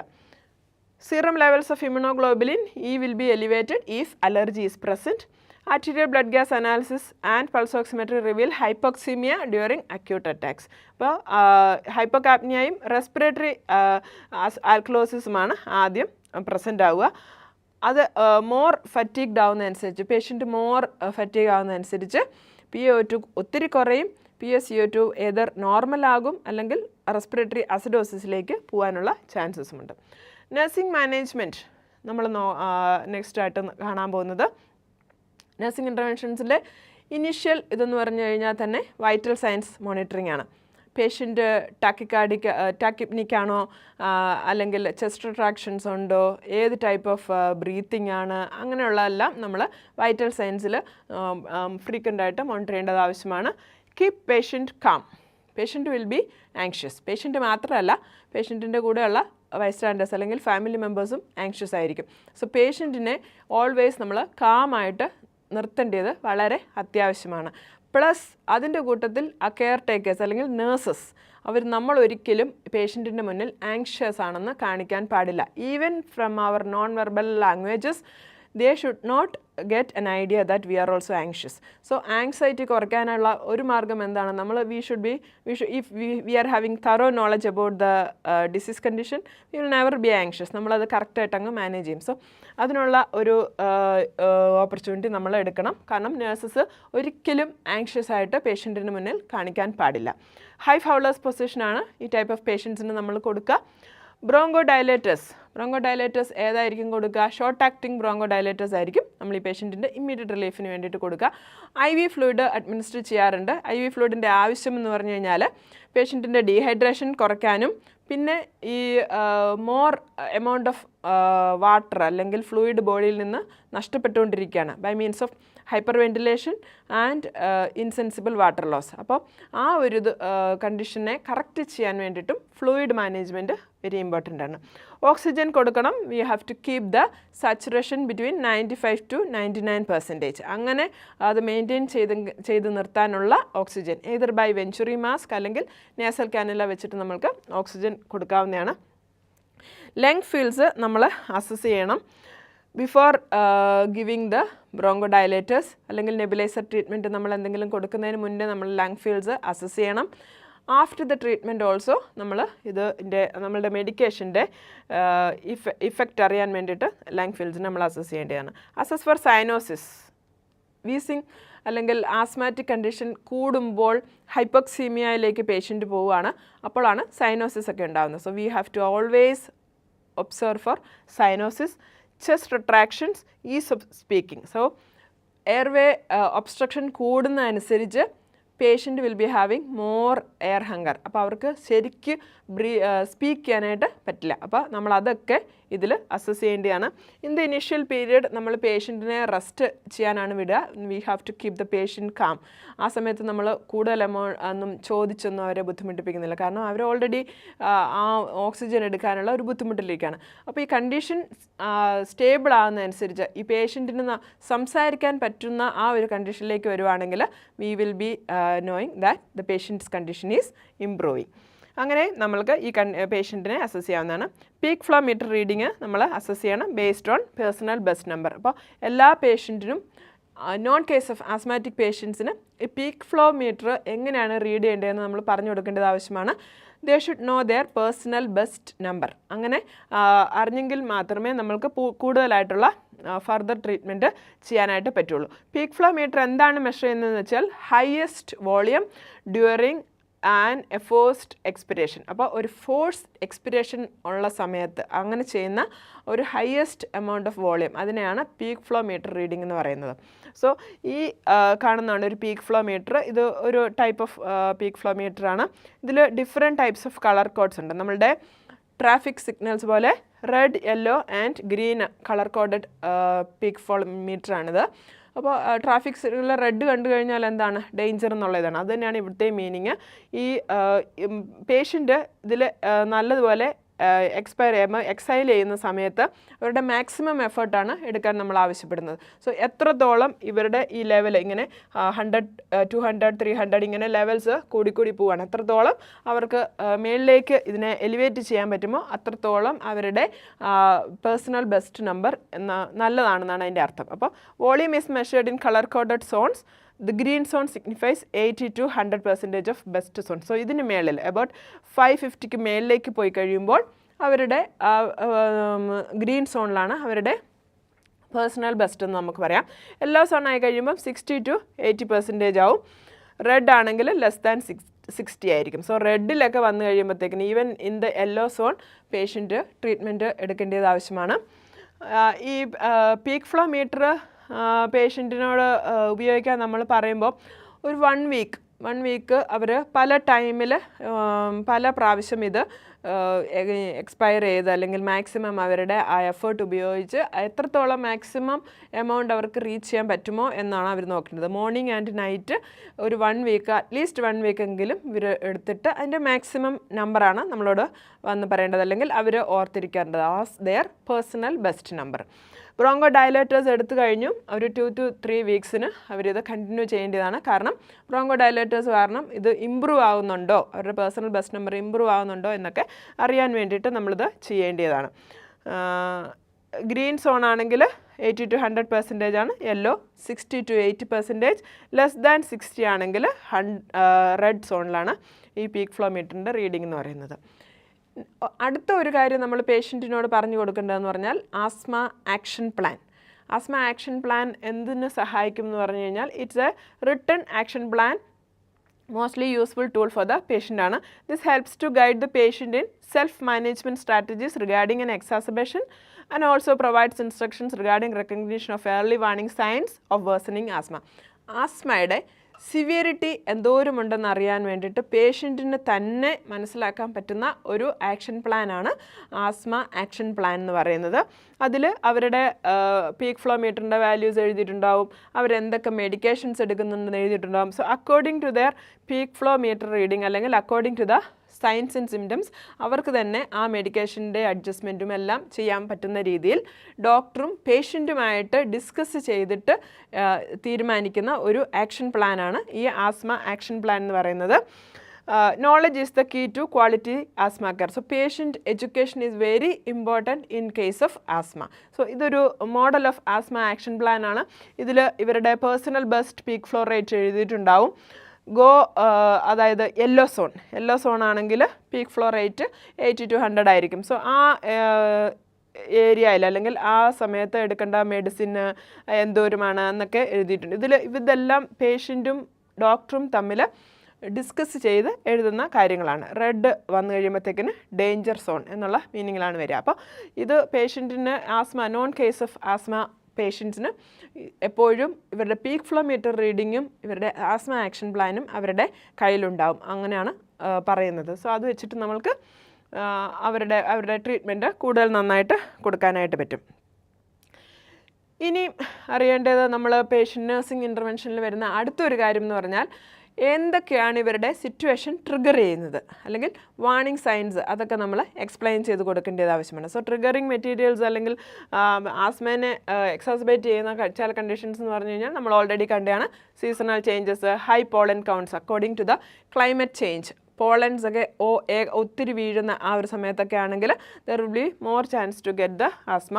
Mould അല്ലെങ്കിൽ പൂപ്പൽ ചില വീടുകളിലെയോ അല്ലെങ്കിൽ ഡ്രസ്സിൻ്റെയോ അല്ലെങ്കിൽ ഈവൻ ഫുഡ് ഐറ്റംസിൻ്റെയോ ഒക്കെ മോൾഡും അവരുടെ ട്രിഗറിങ് മെറ്റീരിയൽ ആവാം. Climate changes, particularly cold air pollution, metal salts. Occupational ആസ്മയുടെ ഒരു മെയിൻ കോസാണ് metal salts. Some type of clothes like fur ആയിട്ടുള്ള കുറേ ക്ലോത്ത്സ്, അങ്ങനത്തെ ടൈപ്പ് ഓഫ് ക്ലോത്ത്സ് ഒക്കെ ചിലർക്ക് ട്രിഗറിങ് മെറ്റീരിയൽ ആവാം. Wood and vegetable dust, medications like aspirin, antibiotics, അങ്ങനത്തെയൊക്കെ.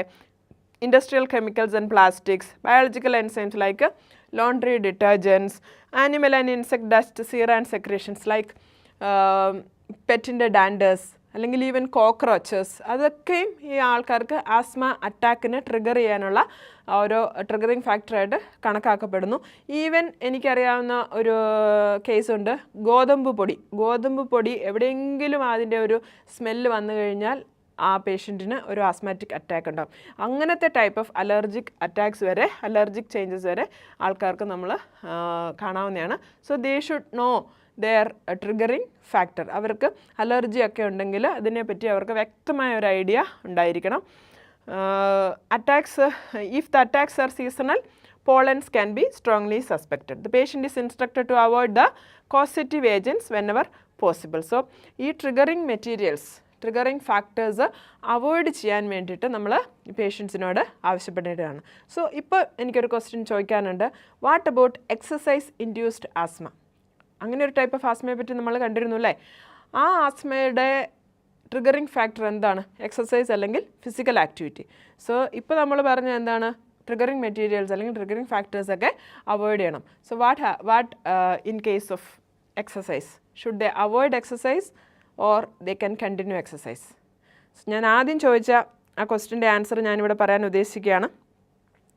What is the ominous sign of wheezing?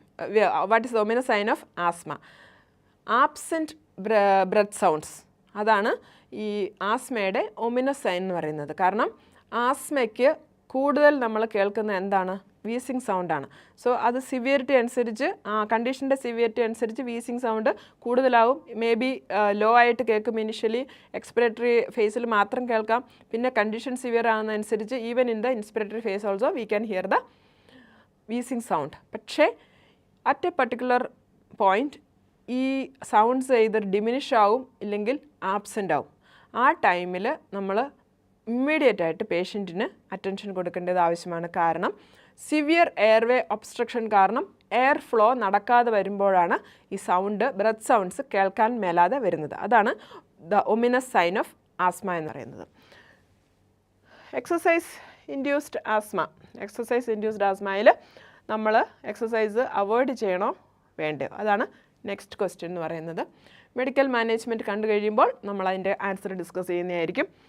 Medical management immediate ആയിട്ട് കൊടുക്കേണ്ടത് ആവശ്യമാണ്. In order to relieve the dyspnoea, in order to relieve the anxiety. അവർക്ക് പ്രോപ്പറായിട്ട് oxygen ലഭിക്കാൻ വേണ്ടിയിട്ട് immediate medical management ആസ്മയിൽ അത്യാവശ്യമാണ്. Pharmacological തെറാപ്പിയിൽ 2 types of medications ആണ് നമ്മൾ പേഷ്യൻസിന് കൊടുക്കുക. ലോങ് ആക്ടിങ് മെഡിക്കേഷൻസ് കൊടുക്കും, ഷോർട്ട് ആക്ടിങ് മെഡിക്കേഷൻസ് അഥവാ ക്വിക്ക് റിലീഫ് മെഡിക്കേഷൻസ് നമ്മൾ കൊടുക്കാറുണ്ട്. സോ അണ്ടർ ഡിഫറെൻറ്റ് ഹെഡിങ്സ് നമ്മൾ ഈ മെഡിക്കേഷൻസിനെ ഒന്ന് പരിചയപ്പെടാൻ പോവുകയാണ്. First one is bronchodilators. Bronchodilators എന്താ ചെയ്യുക? പേരിൽ തന്നെയുണ്ട്, they will dilate the bronchioles. So ഈ ബ്രോങ്കോഡൈലേറ്റേഴ്സിൽ തന്നെ 2-3 ടൈപ്പ് മെയിനായിട്ട് കൊടുക്കുന്നതുണ്ട്. ബീറ്റ ഏഗണിസ്റ്റ് ആണെങ്കിൽ ഇൻഹലേഷൻ റൂട്ടിലാണ് കൊടുക്കുക. അപ്പോൾ അവർ ചെയ്യുന്നതെന്ന് പറഞ്ഞു കഴിഞ്ഞാൽ ബ്രോങ്കിയോൾസിനെ ഡയലേറ്റ് ചെയ്യും. ഷോർട്ട് ആക്ടിങ് ബീറ്റ ഏഗണിസ്റ്റ് ആണ് നമ്മൾ ഇമ്മീഡിയറ്റ് ആക്ഷന് വേണ്ടിയിട്ട് കൊടുക്കുക. ക്വിക്ക് റിലീഫിന് വേണ്ടിയിട്ട് കൊടുക്കുന്നത് ഷോർട്ട് ആക്ടിങ് ബീറ്റ ആഗണിസ്റ്റ്. അതിനൊരു എക്സാമ്പിളാണ് ആൽബുട്രോൾ അഥവാ നമ്മൾ കോമൺ ആയിട്ട് കൊടുക്കുന്ന വെൻറ്റോലിൻ. അത് നെബുലൈസേഷനായിട്ടാണ് നമ്മൾ കൊടുക്കുക. പക്ഷേ ഈ ഷോർട്ട് ആക്ടിങ് മെഡിക്കേഷൻസ് കൊടുക്കുമ്പോൾ ഒരു കുഴപ്പമുണ്ട്. They should not use it for more time. അതായത് more than 2 times per week ഒന്നും ഇതെടുക്കാൻ പാടില്ല. അപ്പം ഒരു പേഷ്യൻറ്റിന് നമ്മൾ അസസ് ചെയ്യുന്ന സമയത്ത്, ഹിസ്റ്ററി ചോദിക്കുന്ന സമയത്ത് we should definitely ask their medications. അപ്പോൾ ആ സമയത്ത് പേഷ്യൻ്റ് പറയുകയാണ് നമ്മൾ ഡെയിലി ബ്രോങ്കോഡൈലേറ്റേഴ്സ് അല്ലെങ്കിൽ ഈ ടൈപ്പ് ഓഫ് വെൻറ്റോലിൻ പോലെയുള്ള നെബുലൈസേഷൻ എടുക്കുന്നു എന്ന് പറഞ്ഞു കഴിഞ്ഞാൽ we have to inform the doctor and they need to review the asthma action plan. So ഈ short acting bronchodilators, short acting beta ഏഗണിസ്റ്റായ ആൽബുട്രോൾ പോലെയുള്ള മെഡിക്കേഷൻസ് ഒരേ എമൗണ്ട് കൊടുക്കാൻ പാടില്ല. They are suppose to give in the acute phase. Acute അറ്റാക്കിനെ relieve ചെയ്യാൻ വേണ്ടിയിട്ടാണ് ഈ ബീറ്റ ആഗണിസ്റ്റ് കൊടുക്കുന്നത്, ഷോർട്ട് ആക്ടിങ് ആയിട്ടുള്ള. നമ്മൾക്ക് സാൽമെട്രോൾ പോലെയുള്ള ലോങ് ആക്ടിങ് മെഡിക്കേഷൻസ് ഉണ്ട്. എബൌട്ട് 12 hours വരെ അവരുടെ ആക്ഷൻസ് നിലനിൽക്കും. യൂസ്ഡ് വിത്ത് കോർട്ടിക്കോസ്റ്റീറോയിഡ്സ്. യൂഷ്വലി ഈ സാൽമെട്രോളും ഏതെങ്കിലും കോർട്ടിക്കോസ്റ്റീറോയിഡും കൂടെയാണ് നമ്മൾ അഡ്മിനിസ്റ്റർ ചെയ്യുക. ഇൻഹലേഷൻ മെത്തേഡ് തന്നെയാണ്, not for an acute attack. So short acting bronchodilators മാത്രമേ നമ്മൾ അക്യൂട്ട് അറ്റാക്കിൽ കൊടുക്കാറുള്ളൂ. ലോങ് ആക്ടിങ് നമ്മൾ കൊടുക്കാറില്ല. സൈഡ് ഇഫക്ട്സ് ഉണ്ട്. കാരണം ബീറ്റ ബ്ലോക്കേഴ്സ്, ബീറ്റ ആഗണിസ്റ്റ് അല്ലേ, അപ്പോൾ they will increase the heart rate. അതായത് സിമ്പതോമിമെറ്റിക് ആക്ഷനാണ് ഇവരിവിടെ ചെയ്യുക. അന്നേരം ആ സിമ്പതറ്റിക് നെർവസ് സിസ്റ്റത്തിൻ്റെ സിംറ്റംസ് ഒക്കെ ഈ ഒരു മരുന്നുകളിൽ കാണപ്പെടും. അതിൻ്റെ സൈഡ് എഫക്റ്റ് ആയിട്ട് it will increases the heart rate, jitteriness കാണപ്പെടാം, നെർവസ് കാണപ്പെടാം. സോ ഈ വെൻറ്റോലിൻ കൊടുക്കുന്ന സമയത്ത് പേഷ്യൻറ്റിൻ്റെ ഹാർട്ട് റേറ്റ് മോണിറ്റർ ചെയ്യേണ്ടത് വളരെ ആവശ്യമാണ്. പേഷ്യൻ്റ് റെസ്റ്റ്ലെസ് ആവുകയോ ജിറ്ററി മൂവ്മെൻറ്റ്സ് ഒക്കെ നോട്ട് ചെയ്യുകയൊക്കെ ചെയ്താൽ നമ്മൾ ഇമ്മീഡിയറ്റ് ആയിട്ട് ഈ ബീറ്റ ആഗണിസ്റ്റ്, അതായത് ഈ നെബുലൈസേഷൻസ് നമ്മൾ സ്റ്റോപ്പ് ചെയ്യേണ്ടത് അത്യാവശ്യമാണ്. ആൻറ്റികോളിനർജിക്സ് കൊടുക്കാറുണ്ട്. ആൻറ്റികോളിനർജിക്സ് എന്താ ചെയ്യുന്നത്? അസറ്റൈൽ കോളിൻ്റെ ആക്ഷനെ സ്റ്റോപ്പ് ചെയ്യും അല്ലെങ്കിൽ ബ്ലോക്ക് ചെയ്യും. അതാണ് ആൻറ്റികോളിനർജിക്സ് ചെയ്യുന്നത്. പാരാസിമ്പത്തറ്റിക് ന്യൂറോ ട്രാൻസ്മിറ്ററായ, പാരാസിമ്പത്തറ്റിക് നെർവസ് സിസ്റ്റത്തിന് ന്യൂറോ ട്രാൻസ്മിറ്ററായ അസറ്റൈൽ കോളിൻ്റെ ആക്ഷനെ ബ്ലോക്ക് ചെയ്യുകയാണ് ആൻറ്റികോളിനർജിക്സ് ചെയ്യുന്നത്. ഇൻഹലേഷൻ റൂട്ടിലാണ് നമ്മളിതും കൊടുക്കുന്നത്. ഇതിലും ഷോർട്ട് ആക്ടിങ്ങും ലോങ് ആക്ടിങ്ങും ഉണ്ട്. ഇപ്രട്രോപ്പിയം ബ്രോമൈഡ് നമ്മൾ നോർമലി യൂസ് ചെയ്യുന്ന അട്രോവെൻറ്റ്, അതാണ് ഷോർട്ട് ആക്ടിങ് ആയിട്ടുള്ള ആൻറ്റികോളിനർജിക്സ് നമ്മൾ ആസ്മയിൽ യൂസ് ചെയ്യുന്നത്. മോസ്റ്റ്ലി COPD-യിലും യൂസ് ചെയ്യാറുണ്ട്. ഈ ആൻറ്റികോളിനർജിക്സ് യൂസ് ചെയ്യുന്നത് എപ്പോഴാണെന്ന് വെച്ചാൽ the patient is not responding to the beta agonist. അന്നേരം ആ പേഷ്യൻറ്റിന് ടോളറേറ്റ് ചെയ്യാൻ പറ്റാത്ത അവസ്ഥയിൽ, സം പേഷ്യൻസിന് ഭയങ്കര ഹാർട്ട് റേറ്റ് കൂടി വരും. ആ സമയത്ത് നമ്മൾക്ക് വെൻറ്റോലിൻ കൊടുക്കാൻ പറ്റത്തില്ല. അപ്പം ആസ്മാറ്റിക് അറ്റാക്കിനെ മാറ്റാൻ വേണ്ടിയിട്ട് അല്ലെങ്കിൽ അതിനെ ക്യൂർ ചെയ്യാൻ വേണ്ടിയിട്ട് നമ്മൾ കൊടുക്കുന്നതാണ് ആൻറ്റികോളിനർജിക്സ്, അട്രോവെൻറ്റ് പോലെയുള്ള നെബുലൈസേഷൻസ്. ലോങ് ആക്ടിങ് ആൻറ്റികോളിനർജിക്സ് ഉണ്ട്. എക്സാമ്പിളാണ് ടയോട്രോപ്പിയം. ഇതിൻ്റെയും സൈഡ് ഇഫക്ട്സ് ആണ് ഡ്രൈ മൗത്ത്. കാരണം അസറ്റൈൽ കോളിൻ്റെ ആക്ഷൻസിനെ ഇവർ ബ്ലോക്ക് ചെയ്യാണ്. അപ്പം സലൈവേഷൻ കുറയും, ടിയറിങ് കുറയും, അങ്ങനത്തെ കാര്യങ്ങളെല്ലാം ഉണ്ടാവും. So what happens? Patient will be complaining of dry mouth. So in order to prevent the dry mouth നമുക്ക് എന്ത് അഡ്വൈസ് ചെയ്യാം? അവർക്ക് ഷുഗർലെസ് ക്യാൻഡീസോ അങ്ങനത്തെ എന്തെങ്കിലും കയ്യിൽ വെക്കാൻ വേണ്ടിയിട്ട്, അത് ഉപയോഗിക്കാൻ വേണ്ടിയിട്ട് നമ്മൾക്ക് സജസ്റ്റ് ചെയ്യാവുന്നതാണ്. So dry mouth is a side effect of anticholinergics. ഇനി അടുത്തൊരു ടൈപ്പ് ഓഫ് മെഡിക്കേഷൻ എന്ന് പറഞ്ഞു കഴിഞ്ഞാൽ തിയോഫിലിൻ. തിയോഫിലിൻ ആണെങ്കിൽ സാന്തൈൻ ഡെറിവേറ്റീവ് ആണ്, ഒരു ബ്രോങ്കോഡൈലേറ്ററാണ്. ഒരു മൈൽഡ് ആൻറ്റി ഇൻഫ്ലമേറ്ററി ഇഫക്റ്റും ഈ തിയോഫിലിനുണ്ട്. ഓറൽ റൂട്ടിലാണ് ഇത് കൊടുക്കുക, ടാബ്ലറ്റ് ആയിട്ടാണ് ഈ തിയോഫിലിൻ കൊടുക്കുന്നത്. പക്ഷേ തിയോഫിലിൻ കൊടുക്കുന്ന സമയത്ത് ശ്രദ്ധിക്കേണ്ട ഒരു കാര്യം എന്ന് പറഞ്ഞു കഴിഞ്ഞാൽ ഇതിൻ്റെ ബ്ലഡ് ലെവൽസ് നമ്മൾ മോണിറ്റർ ചെയ്യണം. ടോക്സിസിറ്റിയിലേക്ക് പോകാനുള്ള ഒരു ചാൻസ് കൂടുതലാണ്. സോ തിയോഫിലിൻ കൊടുക്കുന്ന സമയത്ത് theophylline blood level should be monitored. 10 to 20 microgram per ml ആണ് ഇതിൻ്റെ നോർമൽ ലെവൽ എന്ന് പറയുന്നത്. We need to advise the patient to avoid caffeine products. എന്താണെന്ന് വെച്ചാൽ കഫീനും തിയോഫിലിനും ഓൾമോസ്റ്റ് ദ സെയിം ആക്ഷനാണ്. കഫീൻ കൊടുക്കുന്നത് നമ്മൾ സ്മോൾ കുഞ്ഞുങ്ങൾക്കൊക്കെ പ്രീ ടേം ബേബീസിനൊക്കെ ലങ് മെച്യൂരിറ്റിക്ക് വേണ്ടിയിട്ടും ലങ് നന്നായിട്ട് പ്രവർത്തിക്കാൻ വേണ്ടിയിട്ടുമൊക്കെ കഫീനാണ് കൊടുക്കുക. തിയോഫിലിൻ ഇപ്പോഴത്തെ സമയത്ത് കൊടുക്കാറില്ല. സോ കഫീൻ ആണ് നമ്മൾ മരുന്നായിട്ട് കൊടുക്കുക. അപ്പോൾ ഇൻ കേസ് ഇപ്പോൾ തിയോഫിലിൻ അഡൾട്ടിൽ നമ്മൾ തിയോഫിലിൻ എടുക്കുകയാണെങ്കിൽ എന്ത് പറ്റും? ഈ കഫീനും തിയോഫിലിനും, കഫീൻ എന്താണ്? കഫീൻ കണ്ടെയ്നിങ് കാപ്പി പോലെയുള്ള ആ സാധനങ്ങൾ അതെടുത്തു കഴിഞ്ഞാൽ the level in the blood will be more. തിയോഫിലിൻ്റെ ലെവൽ ആ കഫീനും തിയോഫിലിനും കൂടെ കൂടിയിട്ട് that can go to the toxic level. അപ്പോൾ അതുകൊണ്ടാണ് തിയോഫിലിൻ എടുക്കുന്ന പേഷ്യൻസിന് they should avoid caffeine products mainly used in night time asthma. Nocturnal ആസ്മയെ പറ്റി ഞാൻ പറഞ്ഞിരുന്നു. ആ ഒരു ആസ്മ എടുക്കാൻ ആ ഒരു ആസ്മയിലുള്ള മെയിനായിട്ട് കൊടുക്കുന്ന ഒരു മരുന്നാണ് ഈ തിയോഫിലിൻ എന്ന് പറയുന്നത്. നെക്സ്റ്റ് നമ്മൾ ആൻറ്റി ഇൻഫ്ലമേറ്ററി മെഡിക്കേഷൻസ് ആണ് കൊടുക്കുക. കാരണം ആസ്മ എന്ന് പറയുന്നത് ഒരു ഇൻഫ്ലമേറ്ററി സിറ്റുവേഷൻ ആണല്ലോ, ഇൻഫ്ലമേറ്ററി കണ്ടീഷൻ ആണല്ലോ. സോ ആൻറ്റി ഇൻഫ്ലമേറ്ററി മെഡിക്കേഷൻസ് നമ്മൾ ആസ്മാറ്റിക് പേഷ്യൻസിന് കൊടുക്കും. First one will be corticosteroids. Corticosteroids inhalation റൂട്ടിലും നമ്മൾ കൊടുക്കാറുണ്ട്, IV അല്ലെങ്കിൽ PO റൂട്ടിലും കൊടുക്കാറുണ്ട്. According to the severity of the condition നമ്മൾ ഇതിലേത് റൂട്ടിൽ വേണമെങ്കിലും നമ്മൾക്ക് അഡ്മിനിസ്റ്റർ ചെയ്യാം.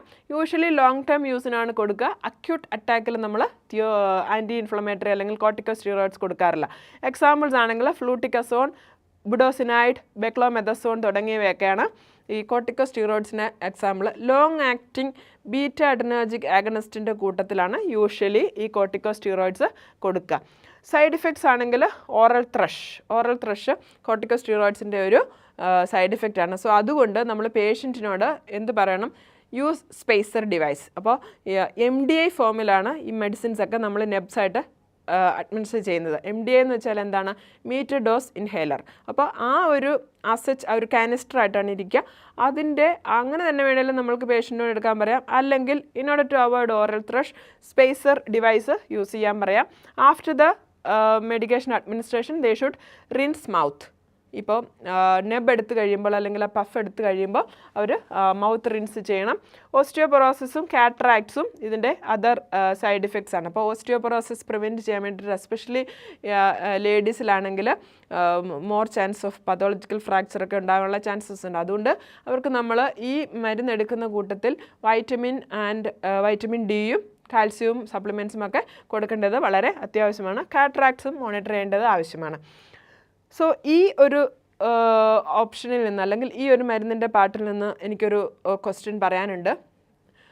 ഒരു പേഷ്യൻറ്റിന് ഒരു 2 types ഓഫ് ഇൻഹേലേഴ്സ് യൂസ് ചെയ്യുന്നുണ്ട്. കോർട്ടിക്കോസ്റ്റീറോയിഡുമുണ്ട്, ലോങ് ടേം ബീറ്റ ആഗണിസ്റ്റുമുണ്ട്. So which type of inhaler we should advise the patient to use first? അതാണ് ഒരു ക്വസ്റ്റ്യൻ എന്ന് പറയുന്നത്. സോ ആ കേസിൽ നമ്മൾ എന്താണ് പേഷ്യൻറ്റിനോട് അഡ്വൈസ് ചെയ്യേണ്ടത്? കോർട്ടിക്കോസ്റ്റീറോയിഡിൻ്റെ ഇൻഹേലർ എടുക്കാൻ പറയണോ അതോ മറ്റേ ബ്രോങ്കോ ഡയലേറ്റിൻ്റെ ഇൻഹേലർ എടുക്കാൻ പറയണമോ? Of course we have to ask the patient to take bronchodilator inhaler first. ബ്രോങ്കിയോൾസിനെ ഡയലേറ്റ് ചെയ്തിട്ട് പിന്നീട് ആഫ്റ്റർ 5 minutes അവർ ഈ കോർട്ടിക്കോസ്റ്റീറോയിഡിൻ്റെ ഇൻഹലേഷൻ എടുക്കേണ്ടതാണ്. സോ 2 types ഓഫ് മെഡിക്കേഷൻസ് അല്ലെങ്കിൽ 2 types ഓഫ് ഇൻഹലേഷൻ ഒരു പേഷ്യൻറ്റിന് ലഭിക്കുന്നുണ്ടെങ്കിൽ first they should take the bronchodilator. Next one we will see anti ഇൻഫ്ലമേറ്ററിയുടെ അണ്ടറിൽ വരുന്നത് ലൂക്കോട്രൈൻ മോഡിഫയേഴ്സ് ആണ്. സോ ലൂക്കോട്രൈൻസ് എന്താ ചെയ്യുന്നതെന്ന് ഞാൻ ഫത്തോഫിസിയോളജിയിൽ പറഞ്ഞിരുന്നു. ബ്രോങ്കോ സ്പാസം അല്ലെങ്കിൽ ബ്രോങ്കിയൽ മസിൽസിൻ്റെ കൺസ്ട്രക്ഷനെയാണ് അവർ കോസ് ചെയ്യുന്നത് അല്ലേ. IG മീഡിയേറ്റഡ് സെൽ റെസ്പോൺസ് ഒക്കെ വന്നു കഴിയുമ്പം കൂടുതൽ എമൗണ്ട് ഓഫ് ലൂക്കോട്രൈൻസ് ആണ് വരിക. അപ്പോൾ ആ ലൂക്കോട്രൈൻസ് ചെയ്യുന്നത് ബ്രോങ്കോ സ്പാസമാണ്. സോ ബ്രോങ്കിയൽ സ്മൂത്ത് മസിൽ റിലാക്സേഷന് വേണ്ടിയിട്ടാണ് ലൂക്കോട്രൈൻ മോഡിഫയേഴ്സ് അല്ലെങ്കിൽ ലൂക്കോട്രൈൻ ഇൻഹിബിറ്റേഴ്സ് കൊടുക്കുന്നത്. ഓറൽ റൂട്ടിലാണ് നമ്മളത് കൊടുക്കുക. മോണ്ടിലോ കാസ്റ്റാണ് യൂഷ്വലി യൂസ് ചെയ്യുന്ന ആ ഒരു ലൂക്കോട്രൈൻ ഇൻഹിബിറ്റർ എന്ന് പറയുന്നത്. സിംഗുലർ ടാബ്ലറ്റ്സ് എല്ലാവരും കേട്ടിട്ടുണ്ടാകും. ആ ഒരു ടാബ്ലറ്റാണ് നമ്മൾ ഈ ലൂക്കോട്രൈൻ മോഡിഫയർ ആയിട്ട് കൊടുക്കുക. It is also not for acute attack. ഇനി അനദർ ടൈപ്പ് ഓഫ് ഒരു ഡ്രഗ് നമ്മൾ ആസ്മയിൽ കൊടുക്കുന്നത് സബ്ക്യൂ റൂട്ടിൽ കൊടുക്കുന്ന ഒരു ഡ്രഗാണ് ഒമാലിസുമാബ് എന്ന് പറയുന്ന ഈ ഡ്രഗ് ചെയ്യുന്നതെന്ന് പറഞ്ഞാൽ ഇമ്യൂണോഗ്ലോബുലിൻ IgE-യുടെ ആക്ഷനെ ബ്ലോക്ക് ചെയ്യും. അപ്പോൾ IgEയുടെ ആക്ഷനെ ബ്ലോക്ക് ചെയ്ത് കഴിയുമ്പോൾ what happens? IgE mast cell binding അവിടെ ഉണ്ടാവില്ല. സോ അലർജിക് റിയാക്ഷൻസ് അവിടെ ഉണ്ടാകുന്നില്ല. സോ IgE ആൻറ്റിബോഡീസിൻ്റെ ആ റോളിനെ ബ്ലോക്ക് ചെയ്യുവാണ് ഈ പർട്ടിക്കുലർ ടൈപ്പ് ഓഫ് ഡ്രഗ് ചെയ്യുന്നത്. Used in poorly controlled asthma and when other treatment fails. ആ ടൈമിലാണ് ഈ ഒമാലിസിബാം നമ്മൾ ഉപയോഗിക്കുന്നത്. അക്യൂട്ട് അറ്റാക്കിൽ നമ്മളിത് യൂസ് ചെയ്യാറില്ല. ഈ മരുന്ന് കൊടുക്കുന്ന സമയത്ത് പേഷ്യൻറ്റിനോട് സ്പെഷ്യലായിട്ട് നമ്മൾ അഡ്വൈസ് ചെയ്യേണ്ട ഒരു കാര്യമുണ്ട്. They should not take any live vaccines. ഒരു ലൈവ് വാക്സിനും ഈ പർട്ടിക്കുലർ ഡ്രഗ് എടുക്കുന്ന സമയത്ത് പേഷ്യൻ്റ് എടുക്കാൻ പാടില്ല. Next one will be cromolyn. Cromolyn എന്ന് പറയുന്നത് മാസ്റ്റ് സെൽ ഇൻഹിബിറ്ററാണ്. സോ മാസ്റ്റ് സെൽ ഇൻഹിബിറ്റർ ചെയ്യുന്ന ജോലി എന്തായിരിക്കും? ഹിസ്റ്റമിനും ലൂക്കോട്രൈൻസും പ്രൊഡ്യൂസ് ചെയ്യാതിരിക്കും. മാസ്റ്റ് സെല്ല് ബ്രേക്ക് ഡൗൺ ആയാലല്ലേ, ഡീഗ്രാനുലേറ്റ് ആയാലല്ലേ ഹിസ്റ്റമിൻ പ്രൊഡ്യൂസ് ആവുള്ളൂ. സോ മാസ്റ്റ് സെൽ ഇൻഹിബിറ്റേഴ്സ് ആണ് ക്രോമോലിൻ എന്ന് പറയുന്നത്. ഇതും ഇൻഹലേഷൻ റൂട്ടിലാണ് കൊടുക്കുക. Non steroidal anti allergic ഡ്രഗാണിത്. Stops mast cell from secreting histamine. Long time use ആണ്. Mostly used in children. Quick റിലീഫിന് വേണ്ടിയിട്ട് ഈ മരുന്നും നമ്മൾ കൊടുക്കാറില്ല. Prophylactic for exercise induced or unavoidable exposure to known triggers. ഇപ്പോൾ നമ്മൾക്കറിയാം ഈ ഏതെങ്കിലും ഒരു ട്രിഗറിങ് മെറ്റീരിയൽ നമ്മൾക്ക് നോൺ അലർജിക് ആണ് നമ്മളെന്നുണ്ടെങ്കിൽ, പക്ഷേ നമ്മൾക്കത് അവോയ്ഡ് ചെയ്യാൻ പറ്റത്തില്ല. അവിടെ പോയേ പറ്റത്തുള്ളൂ, അല്ലെങ്കിൽ ആ ഒരു കാര്യം ചെയ്തേ പറ്റത്തുള്ളൂ. ആ ടൈമിൽ നമ്മൾക്ക് ഏറ്റവും സ്യൂട്ടബിൾ ആയിട്ടുള്ള ഒരു മരുന്നെന്ന് പറയുന്നതാണ് ക്രോമോലിൻ.